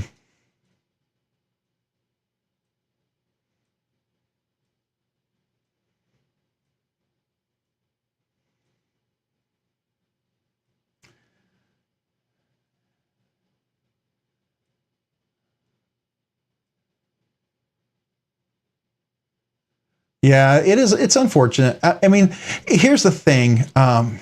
This is my opinion. If you're going to do a manual flipper, and it's going to be USA made, I'm okay charging me an extra 100 or 200 for the refined finishes, right? I'm okay with that. Don't get something out and feel like a $600 a low ball because you didn't refine the tang of the blade edge and make sure it was polished and make sure the washers was clean and make sure that you had the right coating and polish where the cage ceramic ball bearings were rolling on the metal part, which is something that's really important. I mean, here you got a custom, right? This is Trevor Berger. And the thing is, I mean, I could put skiff washers in here. I really have no need to. And who knows, maybe he already uses skiff washers. And the reason why I say that is because I don't know if you know iMamba, the new versions of the iMamba, they're also made in South Africa. They use skiff washers, by the way, because they're the best washers out there. So they use those. And I wonder if I took this apart, if these were skiff washers. I do. But I mean, I have no reason to take this apart. But the action here on this, because the way Trevor Berger polishes the blade and polishes everything, it's like butter. It's absolutely, and I get part of the cost of this knife is all those extra finishes. But you know what? They're worth it. They make this a nicer knife. Now, will I ever probably buy another one like this? I don't know. Maybe, but it'll be a long time when that happens. But have I enjoyed this? And do I regret? No, I have enjoyed this knife like crazy. Love this knife. It's so much fun. It's phenomenal. And yeah, but I appreciate those things. If you're going to go all out, you want it to be done all out, right?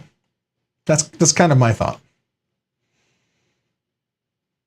Yeah, the Florida versus Georgia, that's a big one too. I agree with you. Michigan and Ohio. Oh, that's a huge one. Michigan State, right? That's a big one there too. Buckeyes. Oh, your wife's a Buckeye. So here's a funny thing. I was consulting.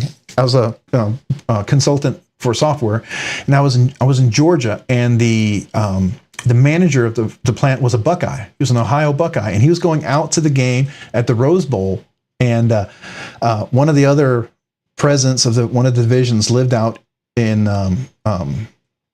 right near where the Rose Bowl is taking place. Right, he lived in that couple cities over or whatever. His wife was on Rose Bowl committee or whatever. Well, he went to see the game. It was against Texas. It was the year that Texas beat them in that big game, and then they went on to play the national championship against USC and won that one. Well, he was texting me the whole time. Oh, Michigan, Ohio's going to beat this. And before he left, he gave me an Ohio Buckeye. He said, "Here you go. I just want you to remember this game by." And that's when Texas came back and won it at the end. And I had the Buckeye. I was going to color it orange and put the score on there and ship it back to him. And then I thought, no, he'll throw it away. I'm going to keep this Buckeye because it reminds me of that game. Matter of fact, I think I still have it. Matter of fact, I'll show it to you. It's right over here. I like keeping that Buckeye. So if you're interested, here it is. Oops. So this is the buddy. This is let's see if we can see it. This is a Buckeye bean. Let's see if I can zoom in on that. So this is a Buckeye bean right here. This is the one he gave me when University of Texas played Ohio in the Rose Bowl during the regular season. And when they won, Texas went on to play USC for the national championship. So this is the Buckeye bean he gave me. I was going to paint it orange and put the score on there, but I wanted to keep this to remember that game by. So I still have it as a reminder.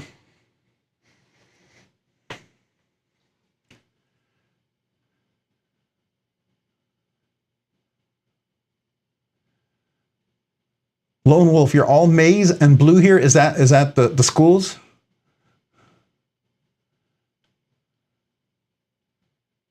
Oh, you don't hate Michigan, but they always beat Florida. Yeah.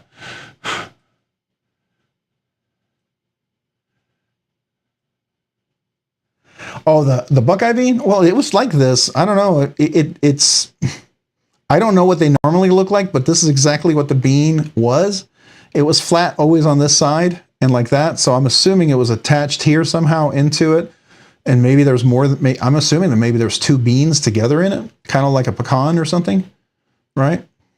Or pecan, depending on what part of the country you're at. So anyways, I'll leave that there just for those Ohio Buckeye fans. Just know that it's not me supporting Ohio Buckeyes, but it reminds me when Texas beat Ohio. So don't hate me. You can do the horns down on me all you want. That's all right. I'm okay with that. Yeah, that was when Vince Young was there. Yep. Yeah, they literally called that game. They said whoever had the ball last was probably going to win the game. To this date, they are still considered the two best college football teams that ever played, according to the stats and the statistics of the players and everybody who went on to play NFL and everything. They still felt like they were the two best players, the two best teams in the nation. And that year, Texas edged out USC just barely. And Vince Young, I remember that fourth down and the way he would just run, he glided through into the end zone. It was a ridiculous game. My son, I think he was young.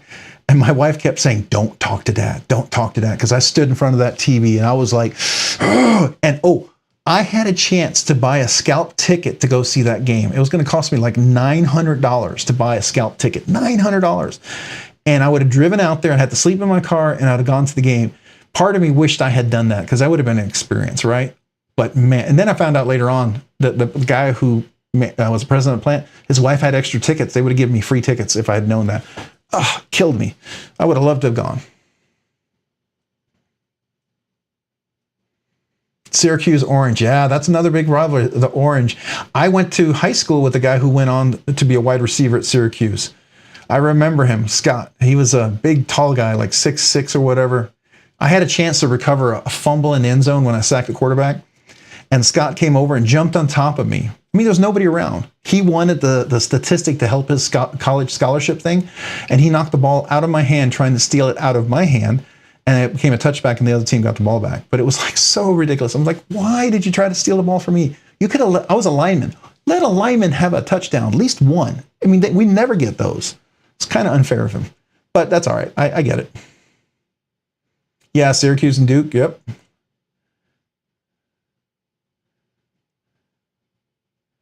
Yeah, I don't really watch Lone Wolf. I don't watch pro football a lot or at all, mostly. I really don't get into that.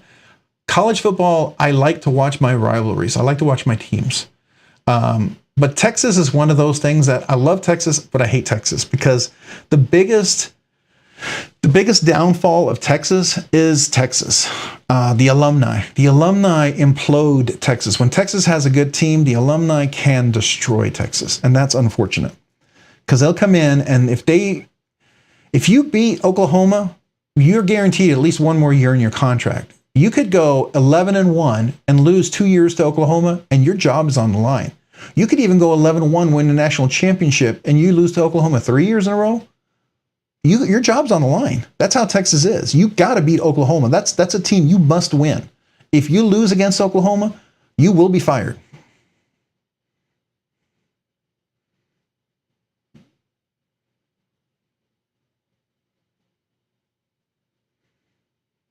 Yeah, right. Well, basketball, I love basketball too. Last year, Texas had a pretty good basketball team. I love Baylor. I still enjoy watching them play. But man, last year, Texas looked really good. I was really disappointed with how that game was called. But it is what it is. We'll just let it go. But yeah, anyways. Sometimes I wonder how some things are called. If it's really close and you can guide certain things, I wonder if that's not guided. Maybe indirectly, maybe unknown. But if a team is dominant and you can't stop them, you can't stop them, right? So I don't know. That's just my thought. And I don't mean that just because maybe my team, but I've seen that with other teams that have been phenomenal, and then you just kind of like, you go, that's interesting. That's just my thought. Yeah, big guys never get a TD. It's always the skilled players. I totally agree. We get a lot of sacks. We get a lot of fumble recoveries, if you will, but we don't get touchdowns. That doesn't happen.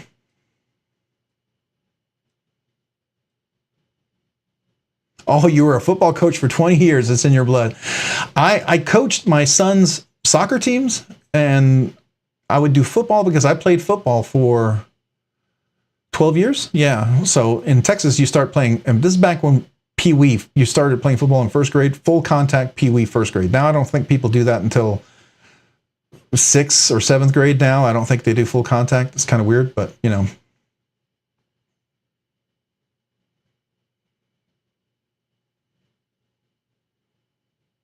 Oh, he got to see SpaceX. Yeah, that happens right here, down here. Well, SpaceX is really close to Waco, and matter of fact, I hear them testing the rockets all the time. There's days when my walls are shaking because they're testing some of those engines, especially when they're developing that new main, the main engine that didn't have the capsules on it. That's the one, the big delivery one that's reusable. I forget what they call it.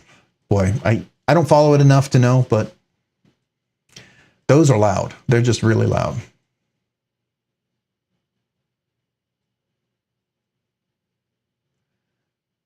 Yeah, my wife and my son really want to see a Texas game. The problem is because they play so well, they're expensive. The Starship, thank you, Michael Sawyer.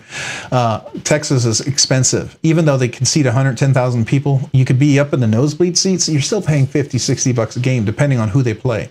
If they're playing Oklahoma, it's several $100s, no matter where you sit, right? If they're playing some small team, you could probably get a seat for $50 or $30, maybe. But we'd still like to go see a game. Well, back to knives. There's lots of football. Hey, there's something I got this weekend to pass around too, was this Concept Convict. I don't know if you guys are familiar with the Convict. This is one of those surprising knives that I'll be dropping an unboxing on. It's weird shaped. Kind of looks like a penguin, if you will, right? Or like a parrot beak. But it is a liner lock. It's a steel liner. This is, I think this is texture ply, peel, whatever, carbon fiber twill put on top of G10. That's what it looks like to me. It reminds me of the Spyderco, like the smock and whatever, carbon fiber layered handles. It's not a deep pocket carry clip, but I suspect that'd be easy to replace. T6 screws, which is kind of a bummer, but very comfortable, full flat grind, and crazy good action. I've tried Concepts, and I've not been very big fan of a lot of Concepts. This is by far the best Concept knife I've tried, and it's right around $95. And if you get it at White Mountain Knives, we'll probably get 10% off of that. But it's really got really great action. Now, I can't take it apart and replace the washers. I can't tune or do anything to it. I have to leave it as is because this was given to us by Concept. But I thought it was a really cool knife. to get to try, and I really like the action on this. This is really nice. So that's one of those surprising knives that I thought was a lot of fun. Have any of you guys tried the concept knives? Have any of you tried the Convict? What are y'all thoughts on it? That's an interesting one. Funny story about SpaceX. All right, a few weeks back, the window shook. All right, I grabbed one of my pistols, went outside, sounded like a truck drove through the front door. Everyone in the neighborhood was outside. Oh, Tim, you sound like you might, do you live close to Waco? Do you live close to, I guess it's in, is it Groesbeck where they're actually SpaceX is located? Or do you have a different SpaceX plant, or you maybe you live on somewhere else where there's another SpaceX development going on? Oh, it was SpaceX re-entering the splashdown in Panama Beach. Oh, wow. That really made that much noise?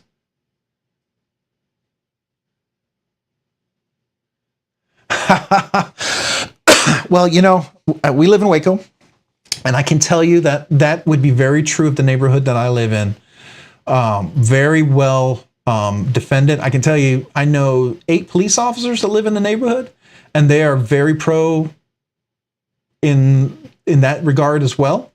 And I'm not going to say it because I don't want the chance for this to be, you know, banned or get a strike for talking about that, right? Because YouTube's all weird about it, and we know what it is. We'll talk about the pew-pews, right? We'll call them pew-pews because that's our code for whatever they are. And but yeah, I know all my neighbors are very much as well. Many police officers, a lot of people who hunt, obviously. A lot of hunting goes around here, so that's a big deal. But a lot of people who grow up in that kind of culture, and it's very natural, you know, people are taught safety from childhood. Everyone knows how to do it correctly. You know, there's respect for that, but everyone also knows that everyone else understands that. So everyone has respect for one another. You know, there's just a respect of that, right? It helps people to not feel that they can go out of control without consequences, right? So I like that. I think that regard is kind of like what I think Reagan did with the Soviet Union, where that seemed to kind of broke Gorbachev, and eventually the Soviet Union kind of became no more, and it became Russia again, right? So I think, I mean, I'm not saying all that's gone, but it helped. Oh, okay, yeah, Brownsville and the Carnival area and California. Okay, yeah. Yeah, leave that to Tri-State. Yeah, he talked a lot about it on Tuesday, didn't he? I was surprised, and he got the notification during his live stream that he'd already been demonetized as a result. I figured that would happen. It's funny that he got it that quick. That's why I will not talk about it. I mean, you guys can, I don't care what you say, but I mean, I will edit it just for the sake of the channel, right? But, and, you know, he grew up like that very much as well, so I can respect that. All right. Hey, Byron, appreciate you being here this evening. Thank you for joining. You've never had the Convict. Okay, fair enough.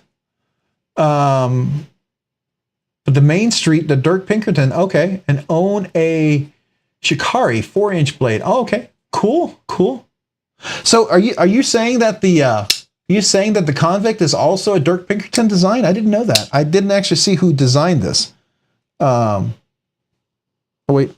It says maybe right here. What does it say? Sheepdog knives. Is Sheepdog Knives Dirk Pinkerton? Is that what it is?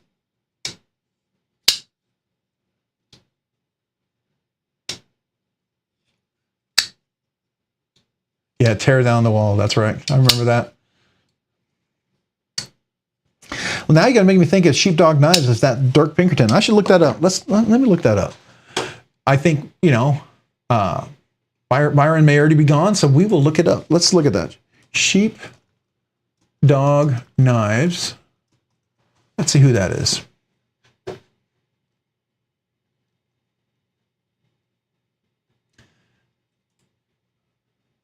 We're going to make sure that's all right. Knife Parts Knives. Here we go. Let me bring that over.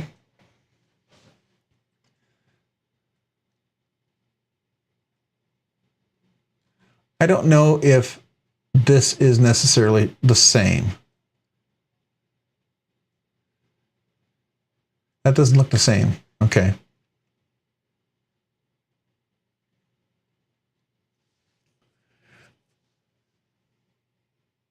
Okay, Conway does sheepdog knives. All right. Okay, they did the Kaiser. All right. That's cool.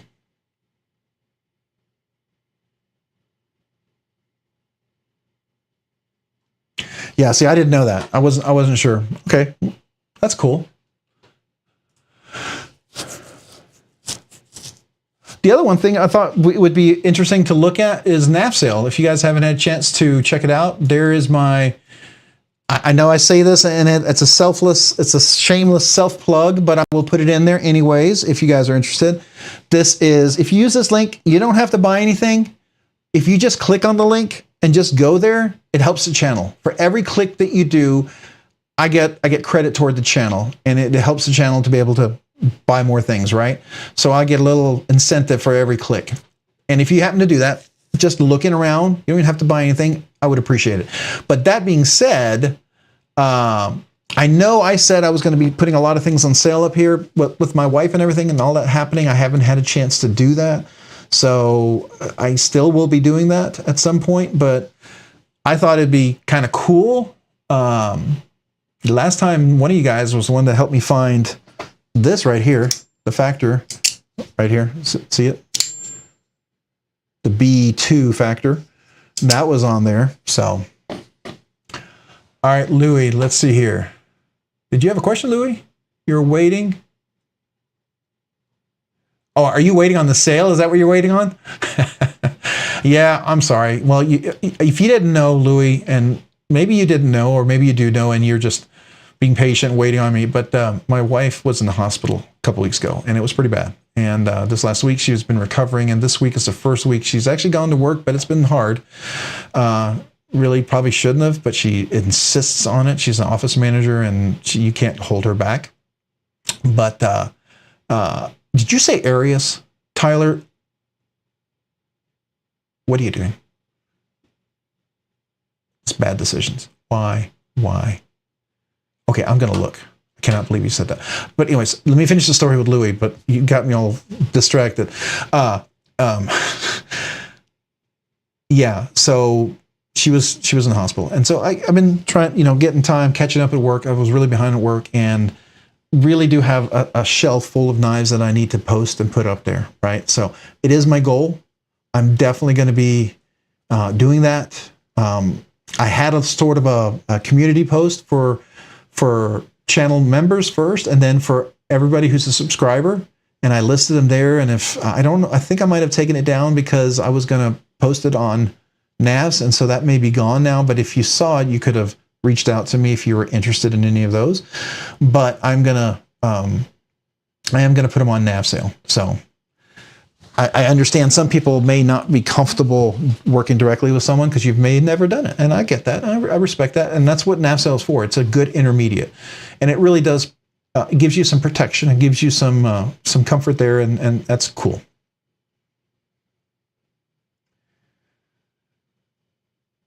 Oh man, Louis, I'm sorry. My mom and dad both died of cancer. My mom died when I was in high school. My dad when my wife was pregnant with my first son, and it sucked both of them. Cancer sucks. Cancer is evil, wicked, horrible, and I hate it. Okay, and I think it's okay to hate cancer, but I pray that you get good time with your father. Whatever time you have, right? And yeah, I just pray it's a good time. It's a good time to spend with your father and enjoy the time you have. Make the most of it. I can tell you 2 weeks ago with my wife, there was a point where I thought I lost her, and I don't know what I would have done. I still get emotional about it, and I don't want to get all emotional here, but it was hard.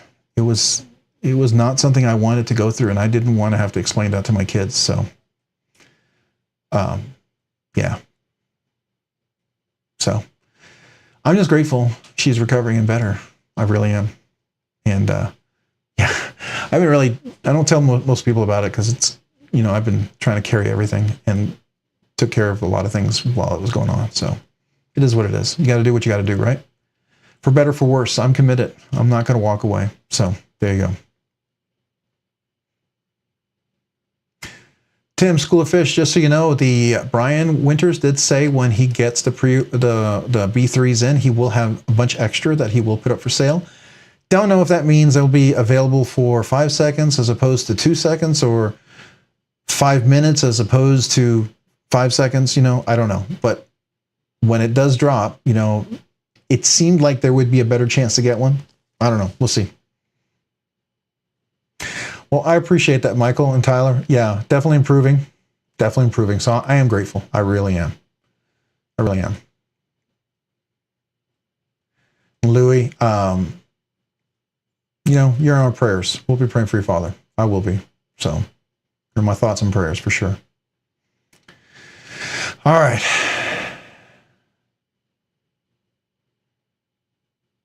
Yeah, the grief counseling. I took that too, believe it or not. Yeah, the 5 steps. You actually have to go through those 5 steps.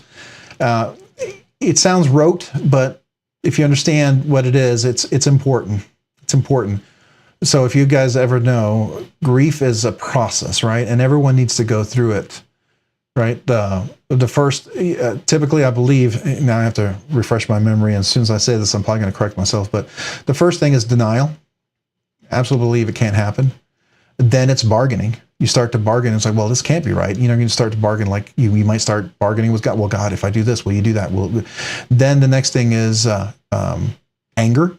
Get really angry because you say, well, God, you're not listening to me, right? And then the next thing, or anger at the doctors, or anger at people around you. And then the next thing is depression. You really get depressed about it. You realize you're not in control. It's very overwhelming. And then finally, acceptance. And it doesn't mean you accept that it's okay what happens. Like, cancer sucks. You don't have to be okay with cancer, but you accept that death is a reality, right? And hopefully you had good time before that all happened. And you kind of come to acceptance, and it allows you to go on, because you need to get through all that so you can be there for those around you that love you, that you love. You want to make sure it doesn't pull you back from being all that you can be for your kids, for your friends, for your family, for your spouses, for your loved ones. So it's important to go through grief so you can be a better person. Makes you stronger. It really does. It doesn't feel like it, and it doesn't feel great to go through it. And I'll not lie to you, it sucks. But once you get through it, the sun will rise in the morning, you will be a new day, and you will there'll be things to look forward to beyond that.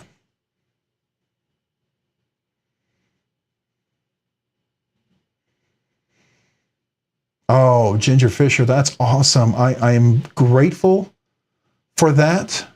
And it sounds like, I hope it's a great report and everything goes absolutely well. Yeah, breast cancer, again, cancer sucks. Absolutely sucks. I hate it. But when there's a chance that, you know, you can do something to beat it, that's awesome. And that's great. That's awesome.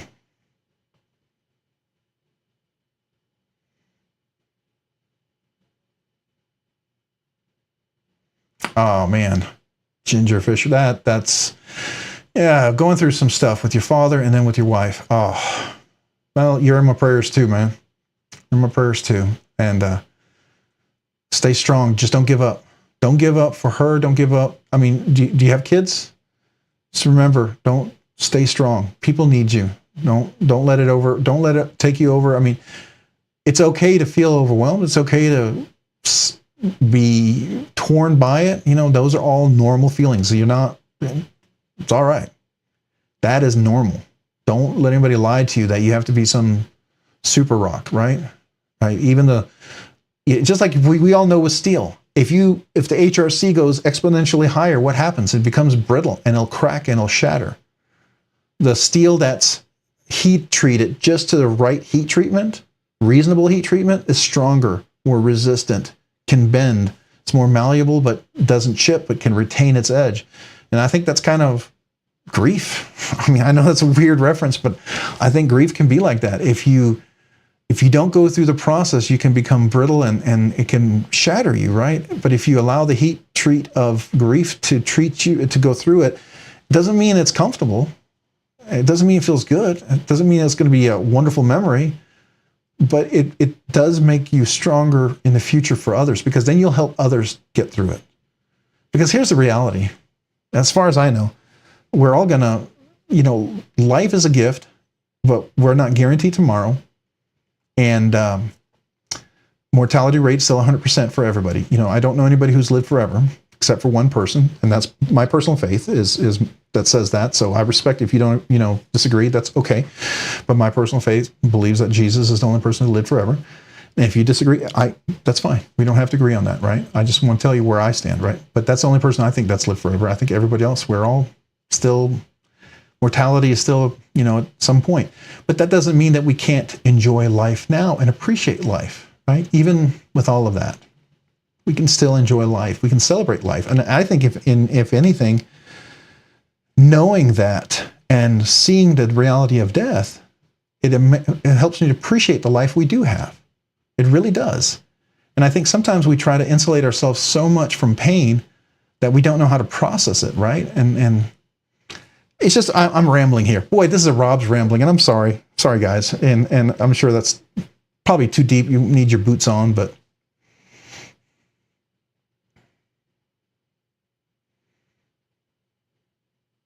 yeah, no one's getting out here alive.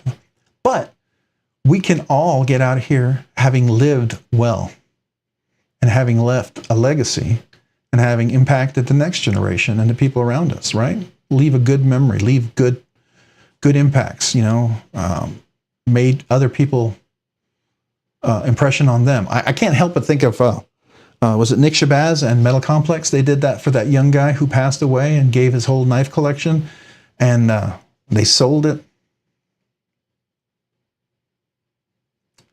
Yeah, they sold it to raise money for the, I don't know if he died of cancer or what it was, but I thought that was pretty cool.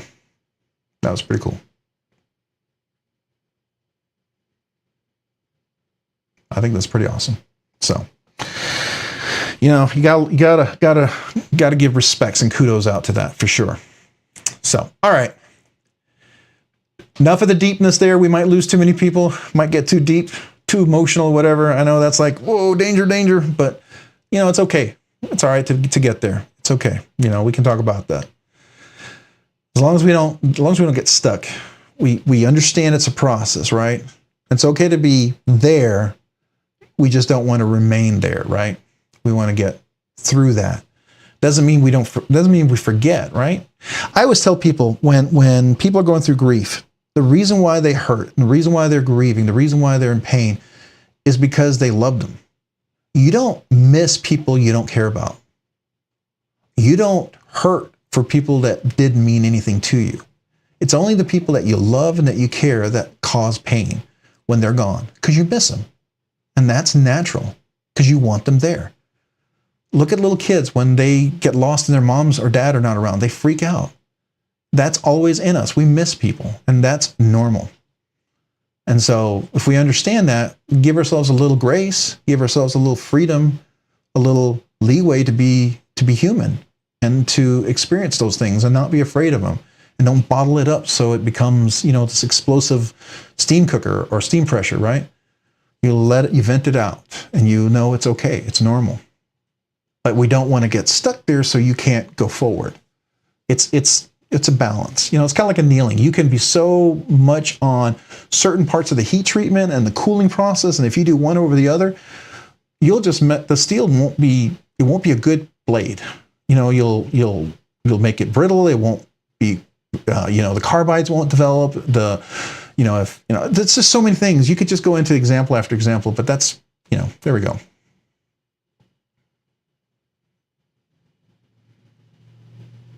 Yeah, I know. And you know why I think they did that? I think they did that just to play it up. But yeah, I love it. I love it because those two guys I can guarantee you they're not the same person. But I think it's funny, and I'll definitely go play along with it.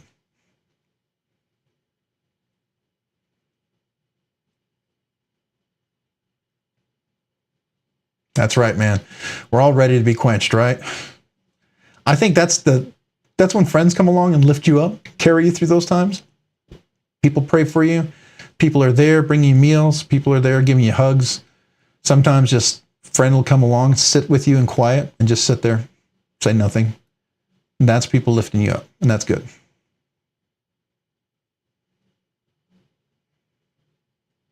That's funny. Ginger, the MC, I'm trying to do two conversations. The heavy one and the Nick Shabazz ones is the Nick Shabazz one is pretty funny. I think that's hilarious. I mean, I'll play along with it. We should. But real quick, so you did say something. You know, this serious topic is absolutely worthwhile talking about. But you mentioned something about an area, so now I'm going to go look. I bet it's gone, but we can look. If I can type. Oh,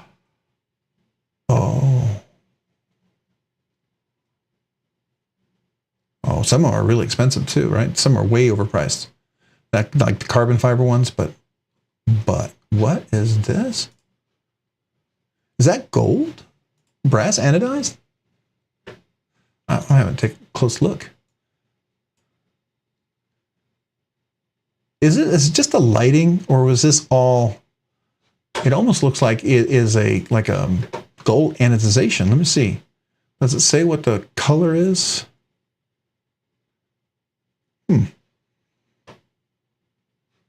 Gen 4, batch 10, never cut, carried, box card, cloth all included. Okay, now that's a better color. Yeah, I think it was the lighting there before. Oh, that's nice. Yeah, that's nice. It's a little overpriced though. Well, maybe not. It's about 150 over sticker.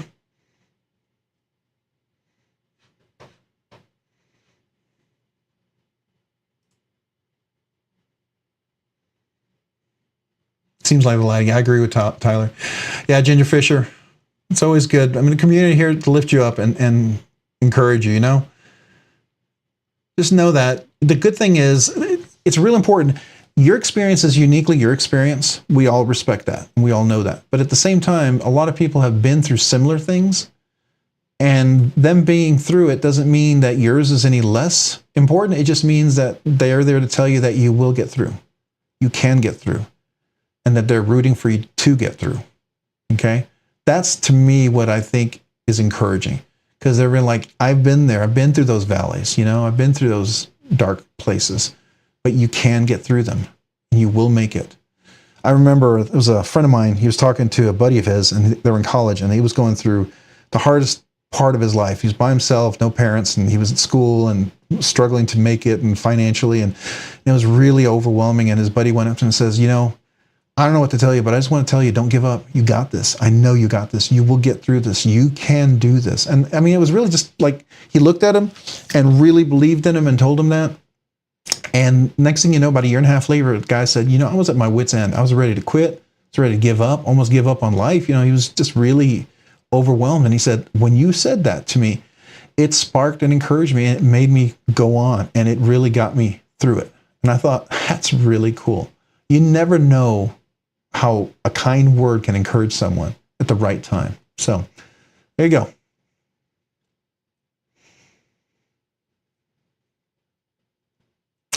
So Tyler, I do agree that I think it's a lighting, because this lighting looks much better, right? It's unfortunate the background is not giving the best lighting. See, that looks better too.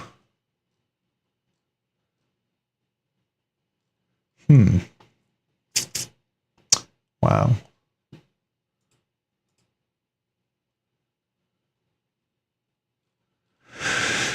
Yeah, I see what you're saying.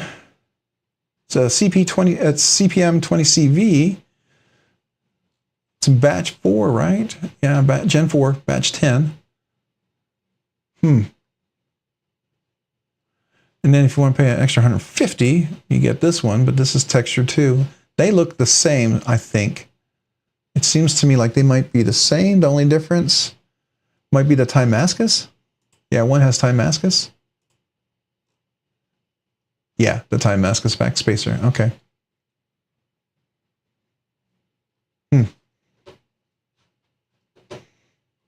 Trevor, hey, you're heading out. Got to run for bed. Hey, man, appreciate you being here. Thanks for joining tonight. Thank you very much.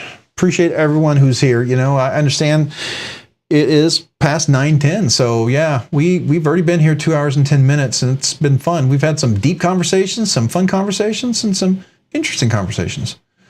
Well, you guys have a great, Trevor, you have a great night, and hope you get some good rest. See you back next Monday. Remember, Monday will be a giveaway Monday, so hopefully you'll be back. And we'll have a knife probably to give away next Monday. Well, we will, but I say that to kind of, it's a giveaway. Come on back. Same bat channel, same bat time. Anyways.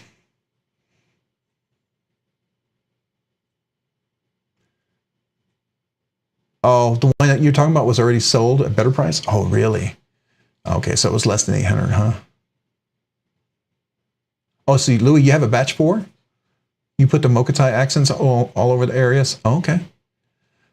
This one looks like it's just anodized blue, right? And I think they said it was CPM 20 CV. So what was your steel? Was yours M390 or was it the 20 CV? What did you have on yours?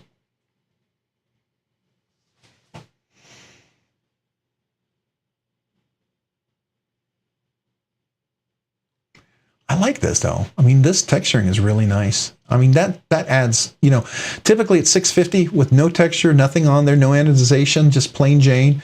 They run usually typically 650. I've seen them for 675 or something like that. But then when you add this, that usually adds an extra 100, 150, right? So you're looking at 775. I mean, 750. I mean, they're asking what they're asking for. We're probably paying for the fees and for them listing it, so they'll break even. You know, it's probably not an unrealistic ask at that price, but it's still a big price. Yeah, I don't know. I've always wanted a Koenig, though. I always have. It would be nice if it was just a little bit less. So I have to ask, for those of you guys who have it,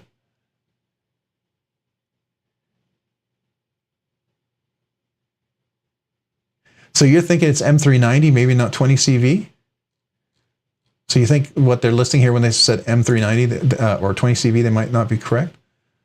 I'm wondering, yeah. And it doesn't say on the blade, does it? Does it? Typically, I thought it said like on the spine or something, right? It won't say here. It says it like down here or something, right? I thought.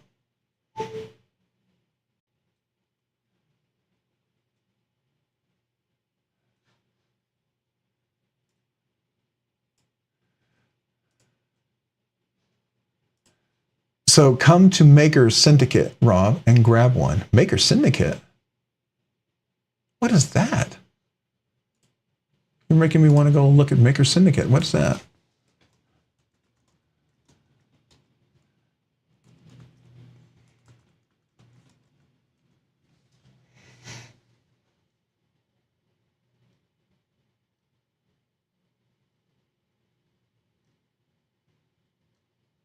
Is that a Facebook page or something?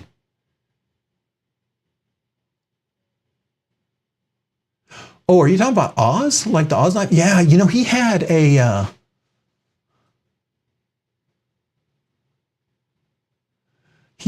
what was it, last Friday? He had 100 that went up for sale. I completely missed it. And they were reasonably priced. I think they were like $675 or $650 or $725, something like that. Man, I wish I had gotten in on that. So is this the one right here you're talking about, the Oz machine? Now, does this do more than Roosevelt's, or is this? Well, see, this is the Oz machine. This is the same one when I look at Roosevelt's, right?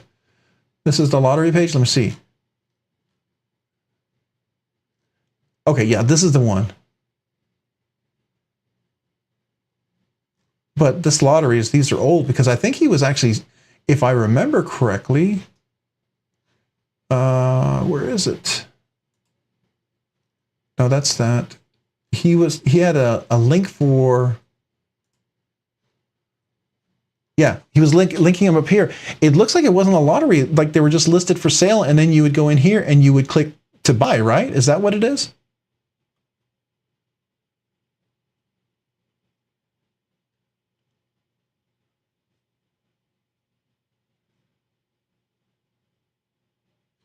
So when you say at the show, Tyler, are you talking about like the next Blade show? Or am I missing something here?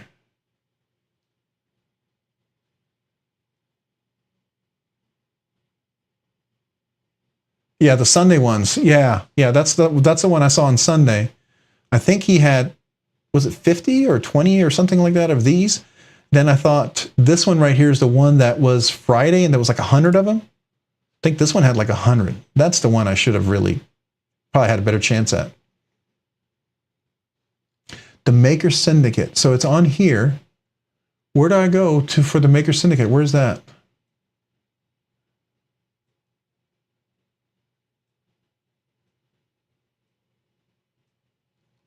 Did I, let me go back. Maker Syndicate. I thought I saw a link for it.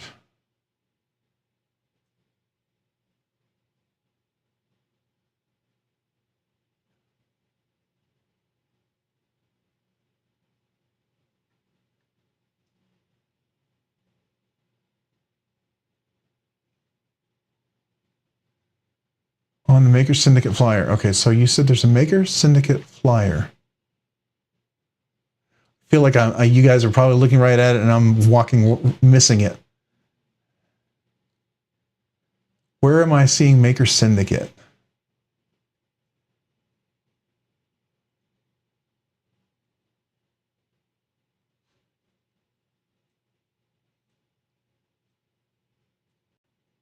Down, okay. So down.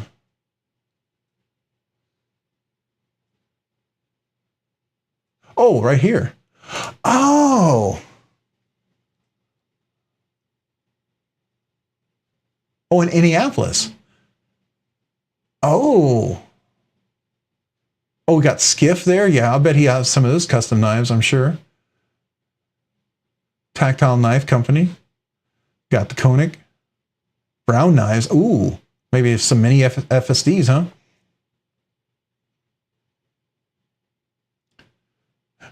Holt Blade Works. I wanted to look at those. I've always wanted to try one of those. They look really good. Has anybody had a Holt Blade Works knife? They look really cool. If you've had one and you've experienced it or at least owned one at one point, what'd you think of it? I think Tim, I think I found it. I think this is it, right? But that's all the way up in Indianapolis. That's a bit of a drive for me. Yeah, it's in your backyard. So you probably live really close to where Tri-State is. That's cool. You're up there with Cole.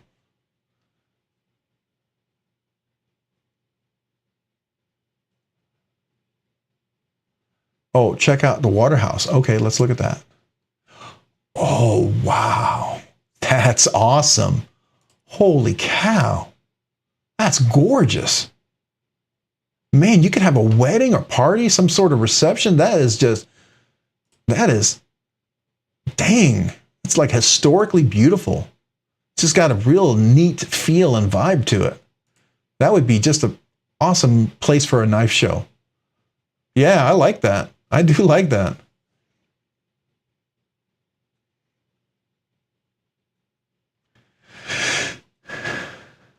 So yeah, Louis and Tyler, what I've heard is like MC has extra large hands, but I know other people who have really big hands. They have the Roosevelt or the Rosie, whatever you want to call it. And they say it fits really nicely. Oh, it's nice outside too. Oh, look at that. That's cool. So I scroll down. Let me get out of this. So you're saying scroll down. Let's see here. Makers. All right, so here's Oz, Koenig, Craig Brown, Kennison knives. I don't know that. Skiff made blades. Those are amazing. HMC. I'm not familiar with that. Utzler custom knives. Sharknivco. I've heard of that. Is it Triaxis? Christensen Knife Works. Oh wow, yeah, that'll be cool. Holt Blade Works. Nice Guy Machine. Scoopy Loops, JK Design, Alex Stein Graber, Tactile Knife Company, Corbin Steelworks, Chapman Lake Knives, Keybar, Zodiac Engineering, and Curtis Custom Knives. Wow. Yeah, that's some like high-end knives there, huh? That's cool. All right, so you have pre-check-in 11:30, show hours 1 to 5, dinner. Oh, you get a dinner with this. That's cool.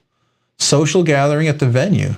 Oh, that's cool. So it's like, it's not only a blade show, but you kind of get to hang out.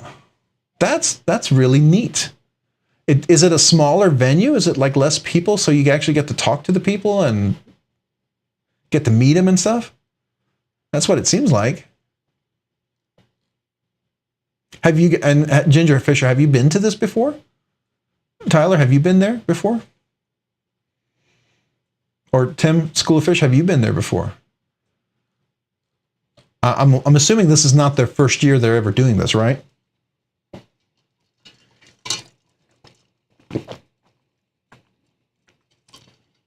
$500 tickets max. Okay, that makes sense. With that venue, that makes it pretty comfortable, I think. Yeah, for $50 to meet those people. I mean, here's the thing. Some of those guys, just for $50 and to have a dinner and meet with them, I would say it's worth $50. If I was close enough, I would do it. Next year, I've got to go to the Texas Blade Show, because that Texas Blade Show every year gets bigger and bigger. I mean, I know it was, you had Blade Show in Atlanta, Georgia. Then you had Blade Show West. That was the next biggest one. But Texas Blade Show has been growing. From what people are saying, Texas Blade Show is getting closer, might have surpassed Texas Blade Show West. I don't know. I'm not, because I'm from Texas, I'm not saying this. I'm just saying people who've been to it, they say this, right? I think they were talking about it on the Knife Nuts podcast too, but it just seems like it's getting really big. So the Arius is very large at 8.5 inches. So let's see, what is this one? This one is, okay, so this is just under 8.5 inches. So it would be a little bit bigger, than the rendition. This one's about 8.25 inches, right? So 8.5 inches, it would probably, let me see, how big is, okay, so the MSI, let me go back a little bit. The MSI is 9 inches. So it'd be just like a ½ inch shorter than the MSI, because this is 9 inches. So that's what you're saying. Okay. So that's still a pretty good sized knife.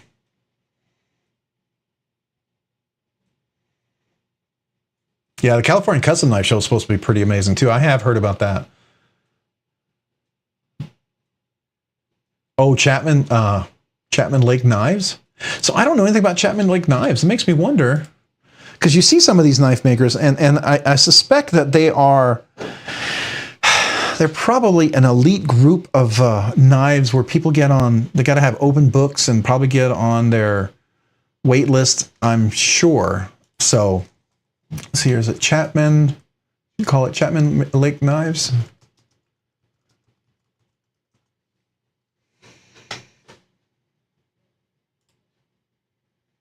Oh, okay. I already see, yeah. Oh, I've seen this guy, yes. Oh my gosh, I've seen several reviews on those. Are really cool. They're actually pretty reasonable.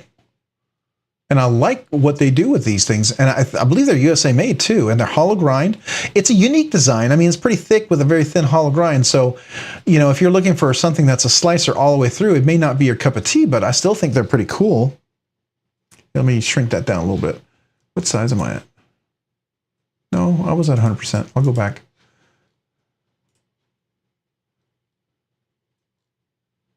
Yeah. So they have some very unique anodization. I've heard about these guys. I've seen several reviews on these. They say they're really good. It's a very unique aesthetic. If I was a collector and I like collecting unique knives, this would be one of them. As a user and one who likes to carry and then use every one of my knives, I appreciate this one. I think it's really cool. If they changed a few aesthetics, it would be something I would like to carry. But as it is right now, it's not quite my cup of tea. I still appreciate it though, because I think it's fantastic.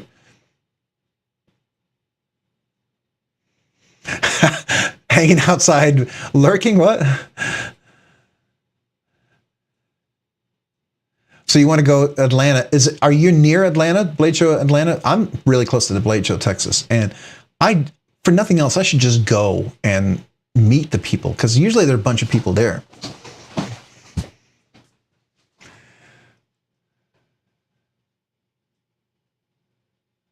Yeah, the anodization is phenomenal. Really nice. Really, really nice.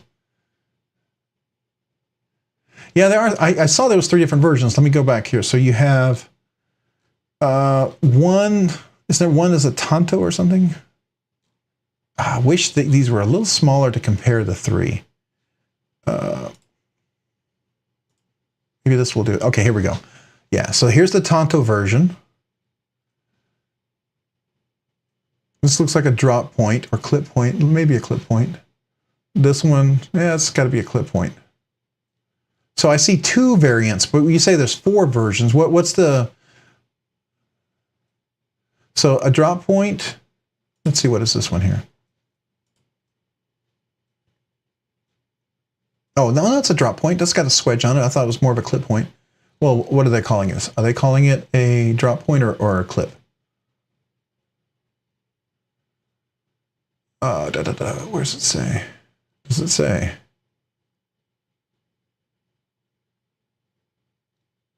Yeah, it doesn't really... Oop, dimensions. No. What do they call this?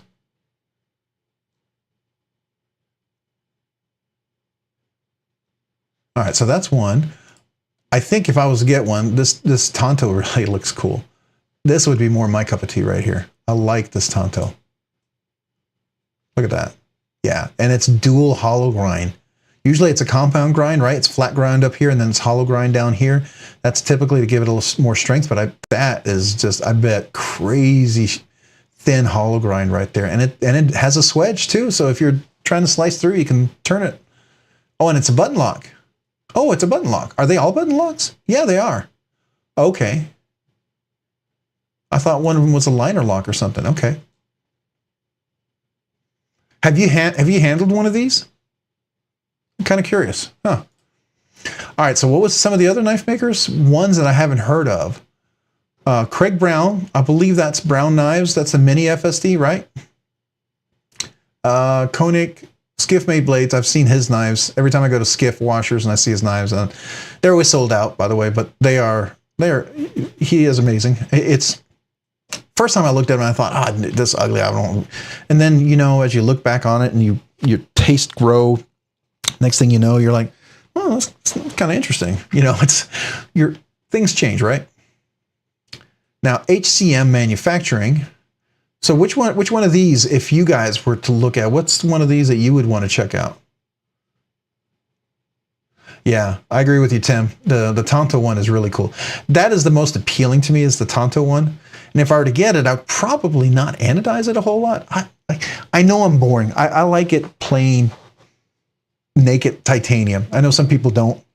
I like plain naked titanium. Matter of fact, I asked the Golden Design Works if he had a chance, if he was going to release any of these in a plain naked titanium, and he's thinking about it. And then I even said, hey, have you thought of doing a contoured scale? Maybe something like a carbon fiber or something like that? I think that would be really cool. Would love for him to do something like that, a contoured carbon fiber. And it doesn't even have to be like a fat carbon. It could just be a twill or a marbled or something like that.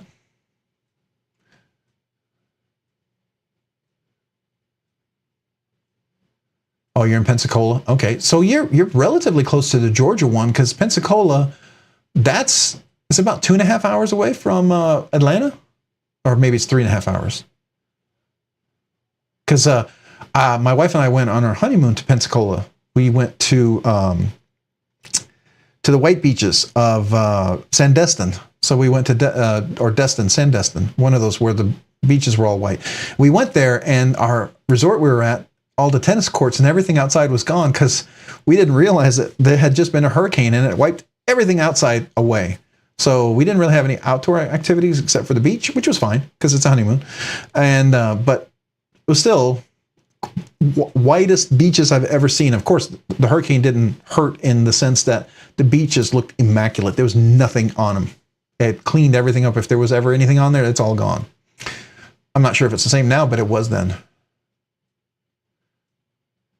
Closer to 4 hours. That's still not bad. 4 hours is doable. That's a drive. You could get there and drive back, and you wouldn't have to do a hotel. I mean, that makes it reasonable, I think.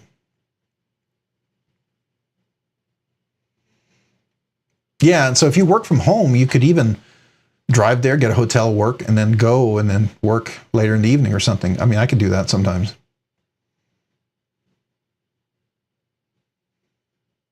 Yeah, I work about 100% of the time. We haven't had any business trips anywhere yet. We're talking about having a team meeting, but everyone's around the country for us. So, oh, it's in Destin? Yeah. There was we would go to this Waffle House in Destin. Now, this is before, I don't know, we're talking about 27 years ago. The Waffle House was a really nice little restaurant. It was quaint, it was clean, it was nice. It wasn't, I don't know if they're not like that now, the Waffle Houses. I went to a Waffle House just because we did one for on our honeymoon. And I was out in Georgia or something, and I was like, okay, this is not the same experience I had on my honeymoon. So I get it. But probably all Waffle Houses are not made the same. But the one that was in Destin or Sandestin was really nice. It was for a Waffle House, okay? And for honeymooners, young couple, just got married, not a whole lot of money. It was nice.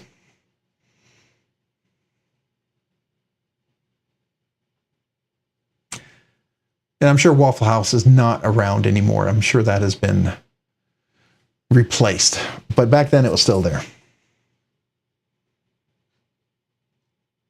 Big money in Destiny. Yeah, oh yeah, I remember. It was not cheap. It was not even back then. And that was 27 years ago, I think. So I have to ask, Scoopy Loops. Have anybody ever heard of Scoopy Loops knives? What the heck is that? That just makes me want to look. That just seems crazy. I mean, it seems like it'd be fun to look at. Okay, here we go. So they do beads. Okay, all right. Oh, is that their main thing? It's just like beads and lanyards and stuff? No knives? Yeah, some pretty amazing stuff, no doubt. But it looks like they don't do knives. Okay, so they're more like accessories. Okay, pry bars. They do some cool pry bars. That's cool. Cool. All right. Well, Scoopy loops, it makes sense. Loops, things that go through for a lanyard or, yeah. Okay, so that's lanyard on the next level. I got it. A Chapman. Okay. Is that on here? Now, when you say Chapman, a Chapman, was that the one we were just looking at? Yeah, the Chapman. That was the one we were looking at. Yeah, I would agree with you. I would rather, if I was between a Narrows and a Chapman, I would definitely get the Chapman. Okay, I'm not trying to dog on Benchmade because I love my bug out. It's still one of my favorite knives. I still have it. Where is it? Here we are. My little bug out. I mean, I used to, when I first got into knives, I had a ton of Benchmades, and I liked them all. They were my favorite. You know, I had everything. I had an Adamas, I had the autos, I had the assisted, I had a bunch of them. I will tell you, I still want to get an Adamas back, and I want to get the carbon fiber in the naked crew wear blade. That's the one I would like to get, and it's a limited edition. I may not ever get it, but that's the one I would like to get if I get Adamas back in, a mini Adamas. But I still like this one. It's a good blade. When I bought this, I paid a reasonable price. What it's listing for now, I don't think I would buy it. Absolutely not. The prices really went up a lot. And if you're going to go up like that, you got to add some value. Just my two thoughts on it. You got to add some value if you're going to do that. But some people love Benchmade, and they love those. And I know a lot of people are checking them out. And I think if the Benchmade made it into our Apex group and had a chance to check it out, yeah, I would absolutely check it out. Like I checked out the Full Immunity. A cool little knife. Absolutely cool little knife. I think it was well made. It was small. It had good steel. A lot of things I really liked about it. Did it cost more than it should? Yeah, absolutely. If I could get it on a sale, would I then consider it? Yeah, I would. But it would have to be on the sale. I wouldn't pay full price for it. At least I wouldn't. Now, if you love Benchmade, it doesn't, we had a whole episode on that, right? It's like, yeah, I know it's not worth that. I know it's overpriced. That's too expensive. But will I pay it? Yeah, I will because I want it, right? Just like going back over here, where are we? That's interesting. That's still interesting to me. And I should probably refresh that to see if it's still there. Yeah, it's still there. Now there's 7 things there. Oh, okay. Oh, yeah. Yeah, those are expensive. Those custom with the copper carbon fiber. But I don't get it. Why is the carbon copper fiber so much more than the steel? What adds value with carbon fiber? Typically, fat carbon fiber it may be a nice thing, but I don't know if it adds that much extra. Like this is fat carbon on my custom, Trevor Burger. And I think if I were to get the titanium version of this or something, I think it would be, I don't know, maybe it's $50 less or maybe the same price. I don't know. I don't know. And this, by the way, this carbon fiber, when Trevor Burger does it and when, Olamic Customs work with carbon fiber, there's no voids. It is phenomenal, right? That's carbon fiber on a different level. But why does Koenig charge so much more? I don't know. Some of you guys who know, maybe you could tell me. I don't get it. I'm willing to understand it if it makes sense. If there's a special process that they have to do and it's more expensive and it takes a lot more time and they do something very unique and it's really, detailed and it's something that only they can do and okay. Like a Herman. A Herman takes a lot more work to make a Herman, but I don't know. I think I'd rather go for a Herman for this price. I could get a Herman with Damascus if I really wanted to, right? So anyways, all right, so we were looking at that one. What's the next one here? Chapman Lake Knives. We looked at those. Zodiac Engineering. Curtis Customs. That sounds familiar. I think I know what those are. Let's look.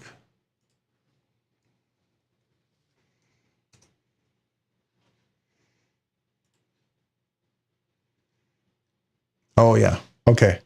Oh, I know Curtis Custom. You can usually get a lot of those. I know that those are usually pretty readily available. I actually handled one, and they were okay. I didn't love it. I didn't. It didn't make me go, oh, I must have one of these. Yeah. So I mean, it's okay. I don't know. Some people love them, but it didn't woo me. I don't know about you guys.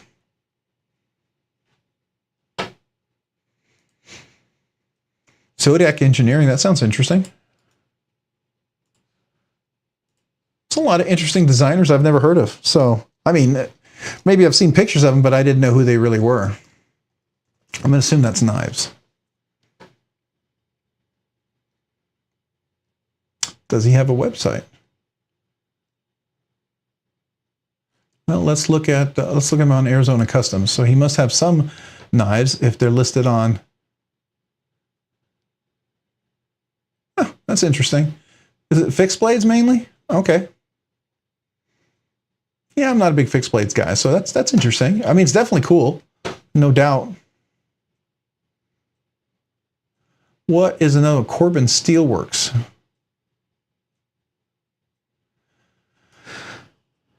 Oh, here's another thing. Any of you guys who have the Factor, I did speak to Brian Winters, and I found out, if you ever have let me go back over here, just to jump back over here. If you ever have the lock stick that sometimes happens here, I had that after I took it apart and put skiff washers and was very careful with the oil. And I thought, okay, can I use maybe graphite from a pencil or something like you can with a carbidized, lock bar? It doesn't really work. Now, a silicone dry powder might work, but he recommended this stuff right here, PTFE. I guess it's polytetrafluoroethylene. So it's polytetrafluoroethylene. Okay. Should have a respirator on, I guess, when you use this. But anyways, and then he just uses a little brush, and then he said to just you can just dab it on there like that. I actually still have some powder on here. And then you can dab it in here. And then when you can dab it over here as well. like that. And then once it gets in there, it really allows you the action just to be really like super smooth. And it did. It fixed it. Made this super nice because it was a little sticky. And I wasn't sure if, you know, can you do oil? And oil definitely doesn't work. It's kind of like putting oil on a titanium lock bar that's touching a tang of a blade. Never works. It usually causes lock stick, right? But this works really nice. It made this super nice. So if you have a Factor, this is the stuff to get. And I think I might try to use this on some of my button locks too once I take them apart and clean them. So instead for putting oil inside, usually I put like a heavy lube oil inside. So like if I took this apart, I might put like some oil inside the button lock spring. I think I'm going to try this next time and see how that works because it's dry, and then just keep the oil just to the washers. I'm kind of curious how that would work. I bet that would be pretty cool. Yeah, it's Teflon. So that's the chemical name for Teflon. Okay. So polytetrafluoroethylene is Teflon.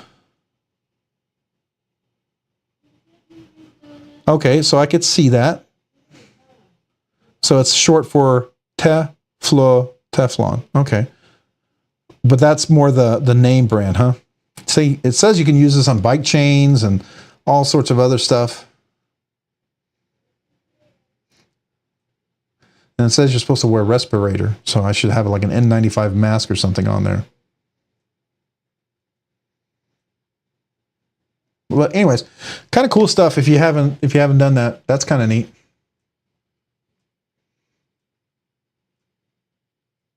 Oh, you want to buy a full set of replacement magnets?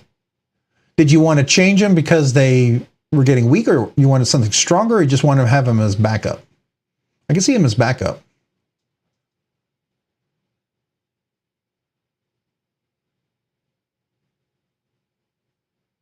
Yeah, this stuff is really amazing. Matter of fact, I might even put it in my garage door cable. And it doesn't look like you need a whole lot. I could just apply it with my brush here like this.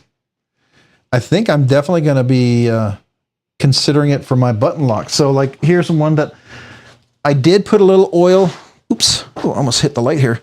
I did put a little oil in here. And it never had any lock stick. It still doesn't really stick, but I can feel it ever so slightly. But it's because I put heavy nano oil 80 weight in there, and I thought that would help it, but it hasn't. It really, made it. It was awesome before, and it's still awesome, but it's just you can feel a little something in there, and I think it's because I put oil in there, and I shouldn't have. And so I think when I take this apart next, I'm going to put the powder inside that. I'm going to clean the inside, clean the spring off, then put a little bit of that powder on there and see how that works. I bet that's going to be amazing. But that's going to get rid of all lock stick for me. Yeah. And I'll just put the oil on the cage ceramic ball bearings, and that's it. I bet that'll be pretty amazing.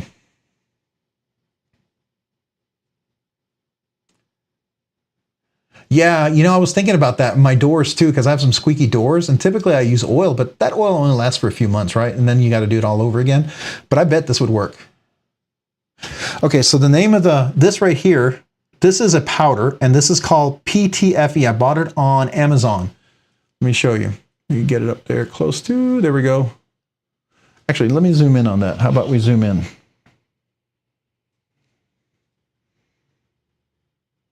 You want to take a screenshot of that or something? You can get it on Amazon. Just look for PTFE powder. And it's a little white can like this. And what Brian said is just use a small paintbrush and just dab it on there. Just need a little bit. And really, I bought this. This was like a couple of bucks for one of these. And that's what this is specifically for. It's just to apply this powder. What I normally use is nano oil. And I've got new tubes my son bought for me for my birthday. But this is the nano oil 10 weight, which is the regular one. And then they have nano oil 5 weight, which is the light. And then they have nano oil 80 weight. So it's nano, N-A-N-O--oil, nano oil. And I could actually show it to you here. If we go to, we can look it up. And you know what? I can look up that oil too. Well, I mean, why don't we go over there? So this is the nano oil that I typically will get right here is this Amazon one. And then they'll usually list the different weights down here. Like you can get a 3-pack right here. And it's equivalent to KPL, but I will tell you, when I've had KPL, sometimes some of the KPL with certain knives seems like after a while it gets a little gritty, where the nano oil doesn't. And I don't know if that's just a unique experience, but it seems consistent for me. And I don't know if it's just because of certain knives, but so I stay with the nano oil. I have KPL, and I can still use that, but you know, the nano oil seems to be a little more consistent for me. But let's look at that PTFE. So let's look that up. Where's my search? Go search. There we are. So it's PTFE powder. Oh, there it is.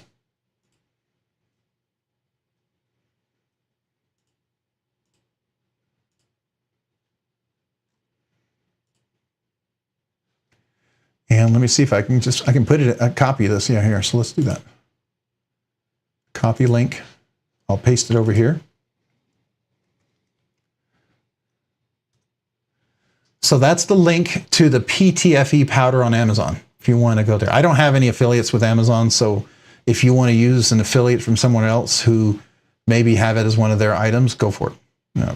No affiliates. I mean, not that you would ever have to use mine, but I know sometimes some of you guys would have asked, and so I just tell you I don't have any affiliates with Amazon, at least not yet. Maybe someday, as the channel grows.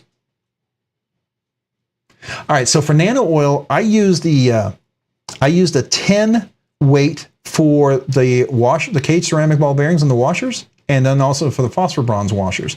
And I used to be real heavy with it. I don't do that as much anymore. I tend to be just a few drops in the washers and in the channel where the washers go. But then I use, now you can't see it on here. I should probably get my, let me go get my new tubes real quick so you can see this, because those are really well used and well loved, I guess. So, oops, don't want to knock that over. So when you get them new, mind you, this one I've had for several years, and I still have some left. I don't know if you can see that. I still have some left in the bottom, and I'm trying to use it all. But when you get them new, this is what they look like new. And this is the 85 weight. Here, let me zoom in. So this is the 85 weight nano oil, and then this is the 10 weight nano oil. The 10 I use on washers, cage ceramic ball bearings, and phosphor bronze washers. The 85 weight I use on detent balls and detent holes and detent tracks. Okay, so this is for the heavier gauge stuff. You could probably use it on phosphor bronze washers too, if you have if you don't have a super drop shut kind of like phosphor. Like here's my para 3, right? It's very drop shutty on the phosphor bronze. So I use the 10 weight nano oil on that.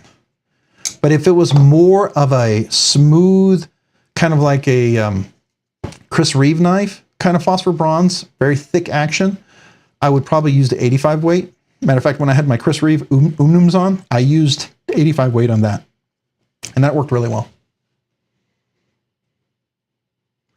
And then if you have an automatic, they do sell a light version of that, but I use my KPL light for that one. That one's fine with me because the KPL light doesn't really matter for me. But for a Kershaw like this, I use the light. There's a light version, and it's usually 5 weight. So if we go back over here, let me look up here.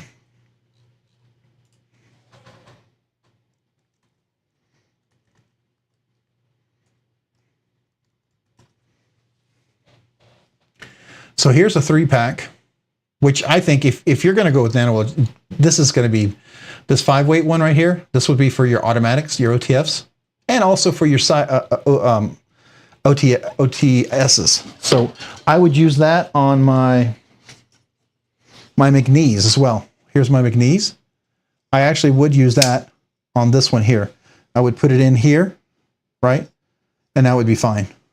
So I would use it for this and for my OTF. And usually what I do is I put just a little bit around here to get it in, Then I usually put it a little bit here for the track.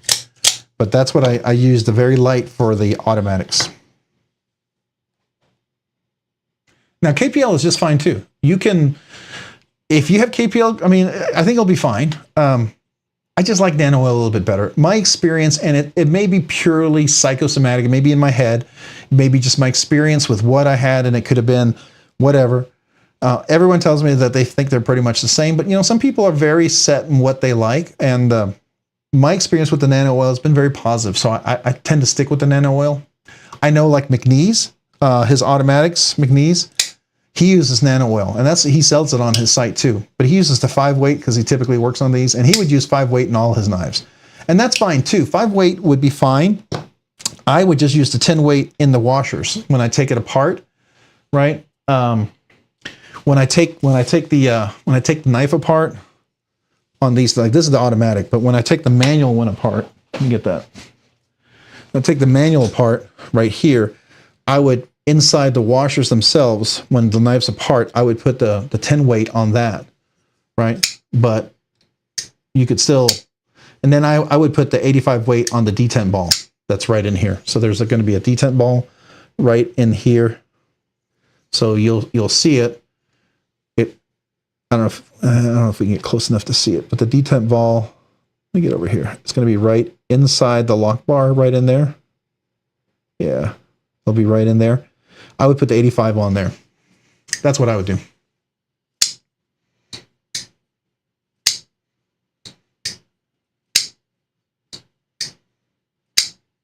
So the benefit of mineral oil, it works too. Yeah, the benefit of mineral oil, it's a food-based. So if you're using a knife to cut any food, like if you're using your knives like for cutting fish or meat, or if you're like, you know, I don't know how you, what's the term? You're stripping down a hunted deer or something, a venison or something like that. Typically you'll have a fixed blade for that, right? But let's say you have a folding knife that you happen to be using. Something like that, mineral oil, you don't have to worry about it. But what I am told is KPL is supposed to be, where's my KPL? It's supposed to be food safe, but they do sell a very, very food safe version of KPL, which is probably mineral oil based. But let me look at this. I thought I read that it was food safe. Let's see, formulated lubricant, lightweight blades, ball, pivot, automatic. Let's see here, directions, blah, blah, blah. Not for human consumption. Okay, so this is not food safe. So KPL does sell a food safe version. So like you could put it on your kitchen knives, but if you had cutting knives, folding knives that you regularly use to cut meat with, like you're hunting. Now, I regularly cut fruit and vegetables with my knives, but I also clean off my blades, right? I don't keep oil, like I don't have a whole lot of oil on my blades. I mean, I'll use oil to clean them off. And then once I'm done, then I'll wipe the blade off. I'll clean that off. And so there'll be nothing on here because I prefer it not to be a super oily knife, just me, right? But I think you would be safe in that regard. But it's just something to keep in mind. If you're really concerned about food and you're using a knife for foods or like hunting game that you've caught or whatever you may be taking apart or butchering, you know, you could use that KPL, and I can show you what that is. Yeah, he's got some Slickable, or yeah, Slickable is really good stuff too. And I don't know his, you know, a lot of these guys look similar, so I don't know who makes the Slickable. I don't know if he makes it or he gets somebody who makes it for him. I don't know the history behind his, but I know that works really well. But his is like one single weight, right? He doesn't have variants of it. That's the other thing, you know, you could probably use them all on the same thing. I know McNeese Knives uses the 5-weight nano oil on everything. And does that work? Sure. Yeah, it probably does. Now, I will tell you, when I got my McNeese knives, I loved it. And you all know, for those of you guys, I had to take it apart and clean it. And once I did that, it was fantastic. It worked really, really great. The issue I had was, I think that 85 nano oil weight, because it was more viscous. And being that it's more viscous, it kind of moved around a lot more, and things could, you know, higher viscous oil, like 85 weight, it will stick to where it's at. It's not going to move around. It's going to be more... it's going to stay better contacted to the steel and to where it's at, right? The lighter it is, it's going to run out and run away. And so more dirt could come in and adhere to it. And I think that's what caused it to be very gritty and adhere to more stuff. So it's my theory. I don't know if I'm right, but it's my theory.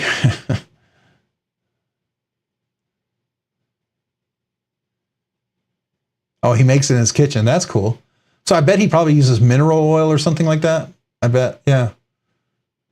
I use mineral oil on all my cutting boards. You should always, if you regularly coat your cutting boards with mineral oil, you actually will prevent bacteria growth. Mineral oil will actually keep your cutting boards, so you can cut meat on your wooden cutting boards. It'll keep them from being getting salmonella and stuff like that. So I don't know if you knew that. You should probably do that like once a week, or when you first get them, you should do it very regularly and let them absorb all the way in. And then regularly after that, you could probably get away with doing it like once a month. And you should never wash your wooden cutting boards in a dishwasher. You should always be washed by hand with light soap.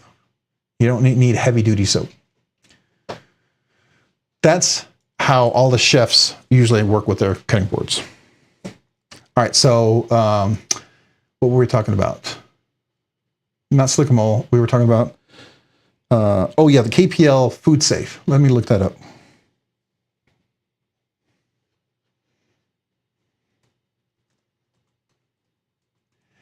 KPL Oil Food Safe. I think that's what, something like that.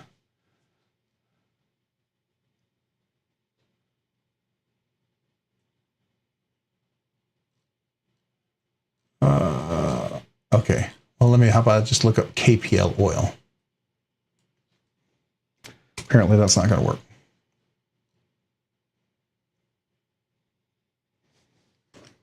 Yeah, KPL, right? Why is it not finding it?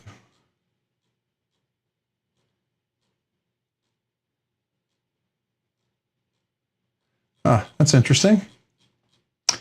I bet somebody paid, oh wait. Okay, it's kind of limited here. Let me get all departments. Here we go. Okay, it's probably in a different department. All right, so there should be one here that's like food safe one.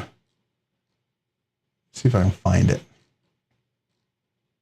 All right, well, let's click on the KPL one here and see if it links to other KPL. So here's a 3-pack. That's the heavy. I have this one. I bought that one. I mean, which is not, I think it's fine. It works well. But I thought they had a food safe version. I thought they did. Maybe I'm thinking, I'm dreaming this up or whatever.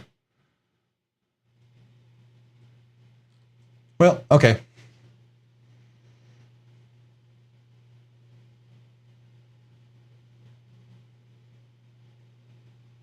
Oh, that's cool, Louis. I like that. Nice. So it's food safe. That's cool. And it uses Vaseline. You know, those things are all, I mean, heck, what is it? Vaseline's and chapstick. So, you know, there you go. That's got to be food safe, right? If we put it on our lips and we know it's going to go inside at some point. So let's see. I don't know why I can't find it. KPL food knife oil, maybe?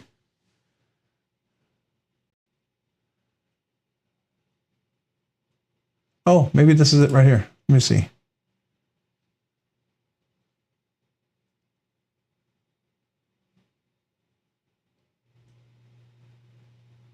Yeah, this is 100% food safe. So this is the food safe oil version.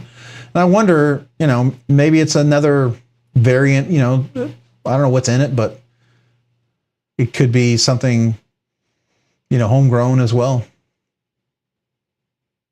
This one seems to have camellia oil, knife oil for the blades. I don't know what I've never heard of camellia seed oil. Oh, and then it has pure Tsubaki oil for cleaning. Huh, okay.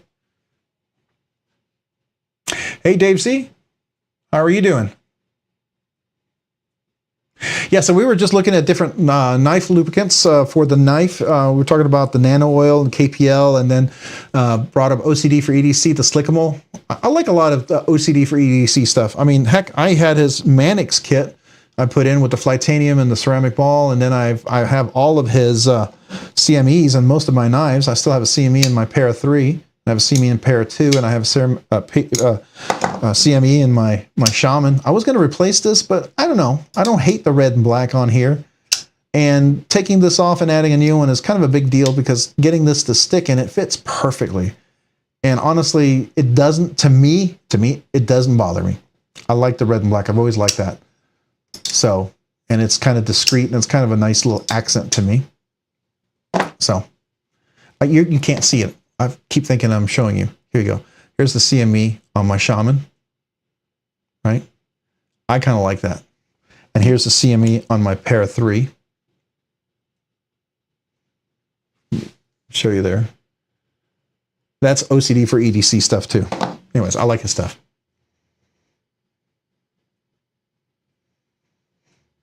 Oh, Super Lube, yeah. There's a lot of good stuff out there. I mean, a lot of good stuff out there. I think it's a matter of if it was a little cheaper to try, I think I would. But I go by what people tell me. So Tsubaki oil is the same as camellia oil. Okay. I didn't know that. I don't know my oils. Don't know my oils. I know nano oil and KPL. And mineral oil. I know that for cutting boards, but don't know these other oils. But that's really cool.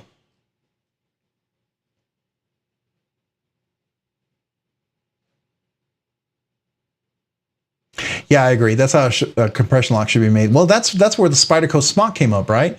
They permanently attached it to the compression. It's really a button compression lock. And that's what Vosti basically copied in their newest release, that real premium knife. It's a button compression lock. And that's because Spyderco's compression lock patent ran out like in 2021 or something. So they could make it. And apparently it's a really nice knife, right? So there you go.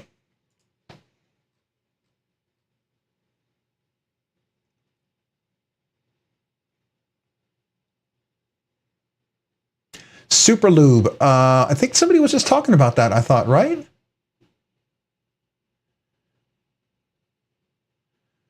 Dave,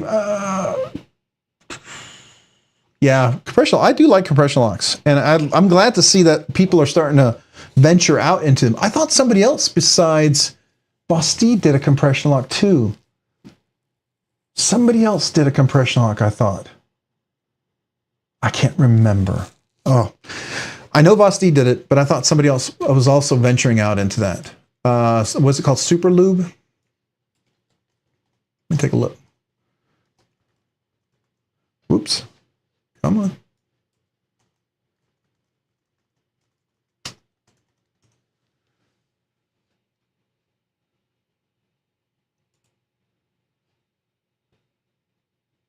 So that's a synthetic grease.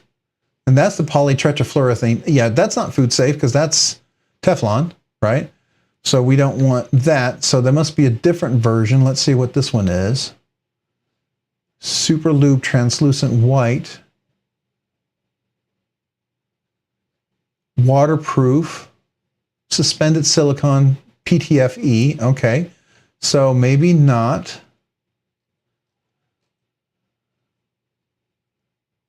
So is there a Super Lube, what, do you know what the variant of it is?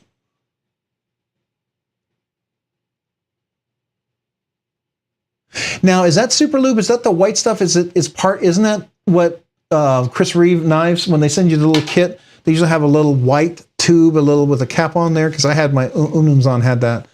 Is it the same one? Is that what they use?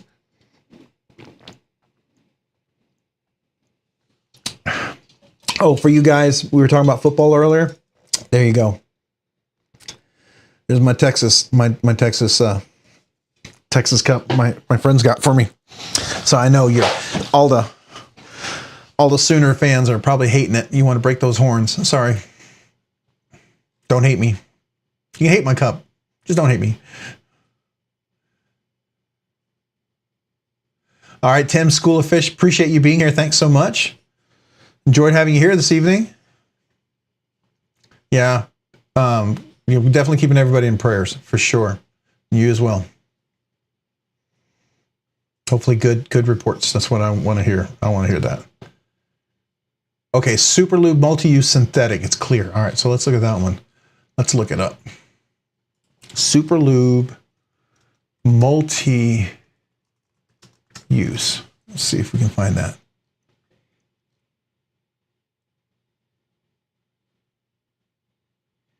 Come on.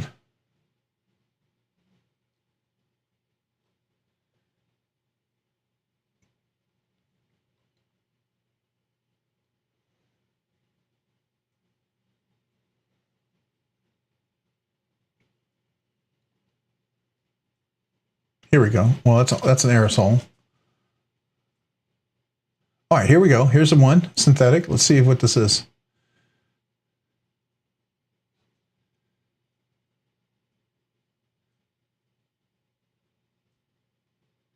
Oh, that one still says keep out of reach of children, so that makes me think that it's probably not the food safe one you're talking about.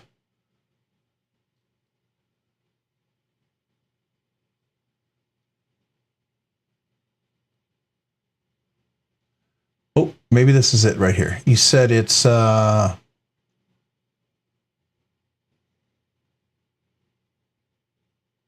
this is translucent white.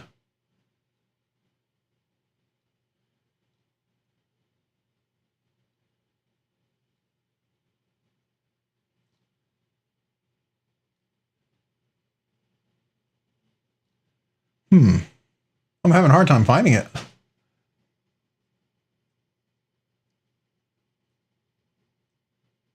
Yeah, so it says food safe. Yeah, I see. I did that. I looked foods. Well, let's try food safe.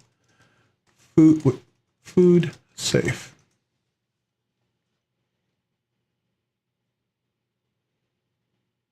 Maybe it's this one.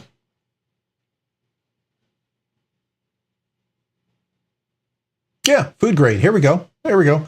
Multi-purpose synthetic grease. And this one right here says food grade clean. All right. So this is the one. Cool. So if we wanted to, let's get the link for it. Just so if anybody's interested, it's worth, if you want to check it out, here you go. Definitely worth checking.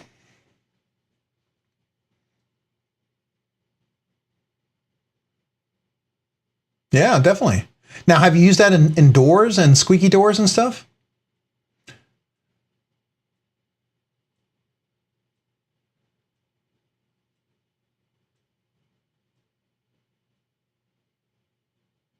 Kind of curious if you could use that in doors too, because it looks like it's multi-purpose, heavy duty, compatible with most lubricants.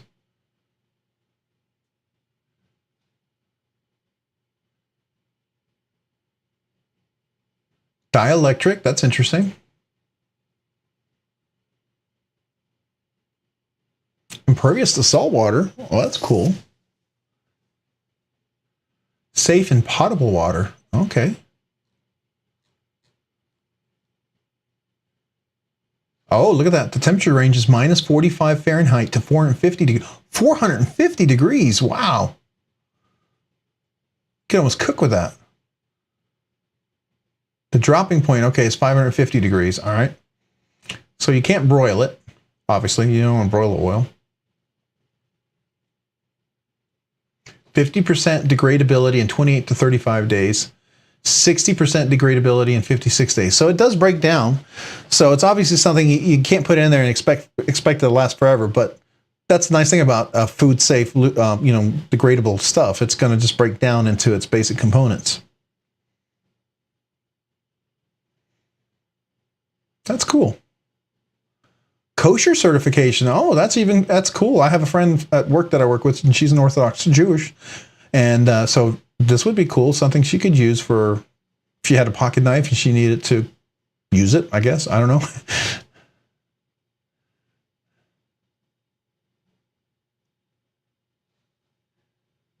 The first one. So this link right here, or are you talking about this link up here? Let's click on that one. Let's see what that is. Okay, so the first link, this is a polytetrafluoroethylene. This is the powdered lubricant that you would I would use, and I have used, and Brian Winter said to use on the Winter Blade Co. on the little magnetic steel cylinder that goes and locks on the tang of the blade, kind of like an axis lock, right? I will probably end up using this on a button lock in the future. Like on my, yeah. So I'm going to probably, when I take this apart and clean it at some point, I'm going to put it inside here. I had been putting an 80 weight nano oil on there, and I don't think that was the best idea. So I think that would work better. But yeah, that's not food safe. The second link, which is this one down here, if you know, oops, no, that's not what I want. What am I doing? Let's click on that again. I don't know why it's saying to go. This is the food safe one. This is another one that he had mentioned. And he was talking about Super Lube. He uses that. Now there's the KPL food safe one, and there's other ones like Slickamole. They were saying from OCD for EDC, he also makes some stuff.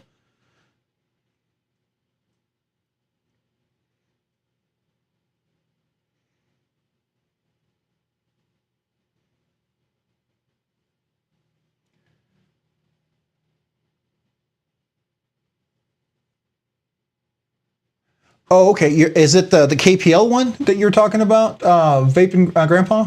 By the way, welcome, Vaping Grandpa. I don't think I said hello to you yet. Welcome.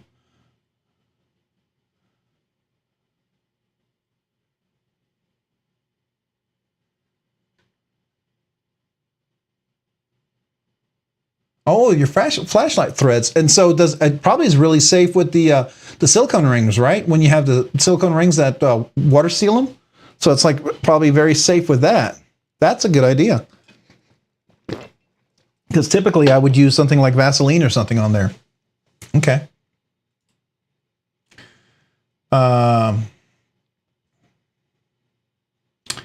Yeah, I got a whole bunch of windows open here. Let me close some of these.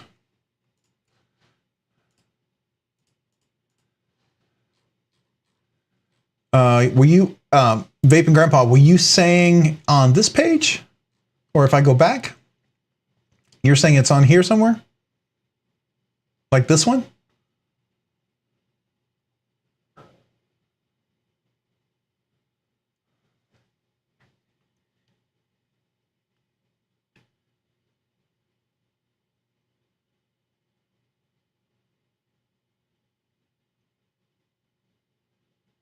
Well, I don't know if that was the one, but I know there's a whole bunch of options out there. I mean, which is cool. I'd just like to hear what you guys have used and how well it worked. I'm all for that, because that's so when I'm ready to try something else, or if I need to try something else. Super Lube. Okay, this one right here, translucent clear. Let me copy that. I will look that up.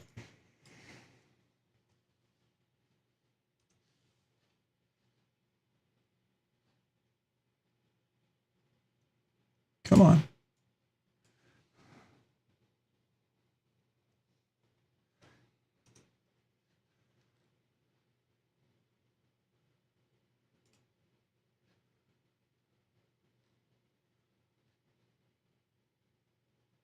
Oh, food grade lubricant. Okay, this is also a food grade one. Okay, that's good to know. I didn't catch that. Food grade lubricant. It looks like it's very similar to, is it similar to the other one? Let's click that one over there. Let's compare the two. Maybe they're similar.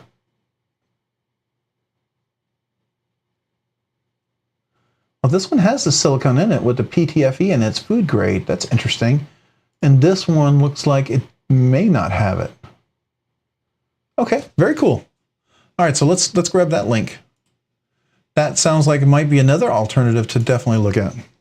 Cool. Thank you. So this is the one that Vaping Grandpa, it's the same Super Lube he was talking about before, but this is it has a dispenser. It looks like it's a little bit easier to work with, and it is food grade. Right there was you can see that. Let's move it. Okay, food grade silicone. It's clean. That's cool. Yeah, that's nice. It's nice to have options.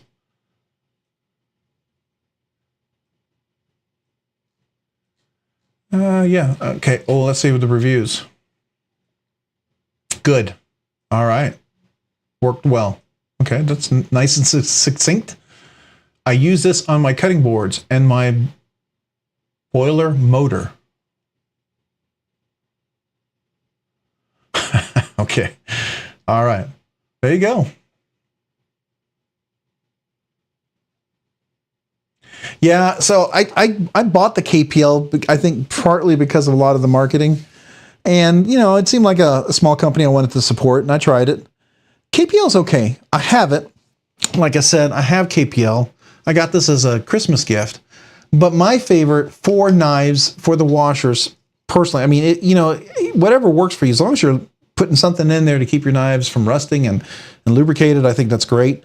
But my nano oil right here, I like these nano oils. These work really well for me, and I've used these for years, and I had good results. And once I oiled the washers and stuff, that works well for me. But you know, something could work well for you, and that's okay, right?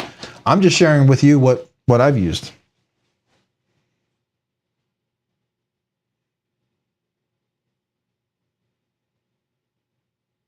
I would agree with that to the market community, because I bought it, and I'm not saying it's. Let me put it this way: it's good. I bought it probably because of the marketing to the knife community. I got it, I used it for a while, and I noticed it didn't seem to work as well as the nano oil. So I went back to my nano oil, and I figured I would use the rest of my nano oil until I had to start using the KPL. But it did seem to be different. And that could be all in my head, right? Could be in my head. It may not actually be the case, but I personally just like the nano oil. I think I'm going to just stick with it. But it's the super lube though. I like that stuff. That's food grade stuff. Looks pretty cool. I'm going to have to check that out. I'm going to put that into my list. Definitely saving that one. Especially this little one. This little bottle looks like a perfect size. And it's only $6.74. That's a good deal. Yeah, I like that. I'm going to be trying this one out for sure. And what is this, 4 ounces? That's a pretty good amount. 4 ounces, it's a ton. Oh, it comes with a needle and everything too? Oh, that's awesome. I have some extra ones, which is always nice. Yeah, and then you see this Liberty Hill. I mean, there's a whole bunch of other oils out there I've seen as well. But this is non-staining lubricant for sewing machines. Okay, wait. Maybe that's not the one I'm thinking about. No, what is it? The gun? It's a Gunny Sergeant? Gunny oil or something like that? Yeah, I think it's Gunny oil. I've heard other people talk about that one. They love that one. You know, there's a whole bunch of different ones that people love. So whatever. I know for my pew tools, I use a different type of oil. I don't have it here. It's in my range bag. But let's see here. Is it, I'll just call it. Why does it keep going away? Come on. The one that I typically use for, yeah, this one right here. I use Lucas oil. Lucas oil is really good for my pews, right? So this is a nice one, but I don't think I would ever use this on any of my knives. It's really meant for high heat. You can use it in both, 9mm and ARs and stuff like that. So, but it's a good oil for that. Definitely one of the better oils. So you use, yeah, the 80 weight nano oil should work really well in bearings too. Absolutely. It is a higher viscosity. The only thing about nano oil 80 weight that I would ever be concerned about is if like you're in really, really cold environments, the higher viscosity is going to potentially have a chance to really thicken, lower viscosity. I mean, it's the reason why when we do oil changes, right, we use a lower viscosity in the winter and a higher viscosity in winter and lower viscosity. Wait, got it backwards.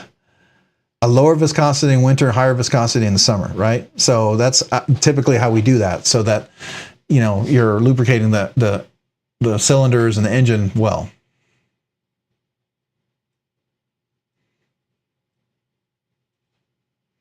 Yeah, so if you're in Hawaii or San Diego and I used to live in South Texas or somewhere really warm, I think nano oil 80 is going to be perfect for you. If you're in Alaska, you might want to use the 5 weight. I mean, even 5 weight might turn into 80 weight nano oil in Alaska, you know, especially in dead of winter.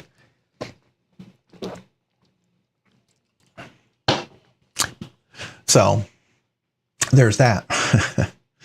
All right, guys, we're past 10 o'clock. This has been a fun stream. I really appreciate it. Thank you for the donation tonight. I really appreciate that, guys. It always means a lot. Allows me to do more things for the channel. I really do appreciate that. You know, as the channel grows, you know, keep doing more stuff. And excited about it. And I really appreciate every one of you, the members. Thank you to every member out there. I really appreciate you guys. It means a lot and really helps the channel and helps me and to just keep going and do more stuff. So you have no idea. I do like to, and a lot of the stuff I do because I think you guys might find it interesting. I think it's really cool, and I hope you guys do too. You know, I've learned some things that didn't work well and some things that did. So that's always been fun. But you guys have a great evening. Thank you to you. Oh, real quick, what's that? Oh, by the way, thanks for your content. Just getting into knife game. All my parts should be here tomorrow for my first real knife, Mannix S110. Oh, cool. You're doing an ADW. All right. AWT scales. Nice. OCD cage kit. Yes, definitely. Did you get the aluminum or the titanium flytanium cage kit? And the lynch clip. Yeah, the lynch clip is going to be really nice. I like that. All of those are going to work really well. Yeah, I think the AWT Rock Scale Designs, whether you get Rips, Garage, there's a whole bunch of options out there for scales. Get the ones you love. And I know a lot of people really like the AWT. Those are really good. Those are cool too. I looked at those. I was up in the air between that and the Rock Scale Design. I like the Rock Scale Design for the knife that I made. I think if I were to change my Para 2, I might look at the AWT or the, well, I mean, I might do RG Custom Works again. He does really beautiful work, but I don't know if I want two of the exact same knives. So maybe I'll look at the AWT if I decide to do that one. But cool. Very cool. Well, thank you guys. Hey, good luck, Vape and Grandpa, on the knife. Let us know how it goes. Hope it's a lot of fun. Yeah, AWT it is aluminum, which is nice and light. It will give you some, I think it's going to be a little lighter than titanium. The only nice thing that I liked about the Mannix scales that I got on mine is that it's linerless. It takes the liners out. That's the one benefit with the Rock Scale Designs.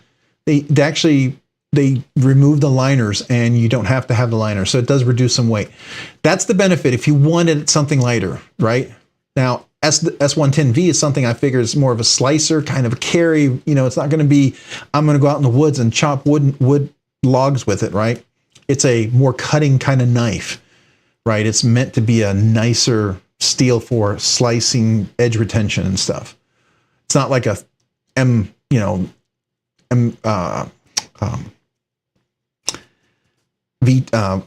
M3 or whatever kind of steel, right? It's more of a slicer knife. It's like S90V and stuff like that. Well, cool. Thank you guys. Been a lot of fun. Appreciate it. I will turn off this right there because I think everybody's kind of done looking at that Amazon page there. But hey, it's been a lot of fun. Thank you guys. We will catch you next week. Remember, next week we'll be doing a giveaway. Oh, AWT also removes the liners. That is good to know. I will have to check that out. That I didn't know that, and they have more options, I think, than Rock Scale Designs, and I think they have some contoured ones. That's why I wanted to check it out. Oh, Javon is live. Hey, real quick, let's go find him real quick. Let me put a link in there real quick for Javon, and I'll put it in there so you guys can choose if you would like to go. You can absolutely join him. Monday, live. There we are. Okay. Make sure I'm on mute. All right. I'm going to share. I'm going to copy the link. And if you guys are free and you'd like to join him, go over and join Javon. He's live right now. I think I'll go over there and pop in and say hello. So thank you guys. You guys have a great evening. And again, I enjoyed all of you guys being here. It's lots of fun. Next week's a giveaway. Have a great week. And, enjoy your knives. That's what they're there for. Bye. And I'm going to do the end outro. Sorry, I got to time this a little better. Bye.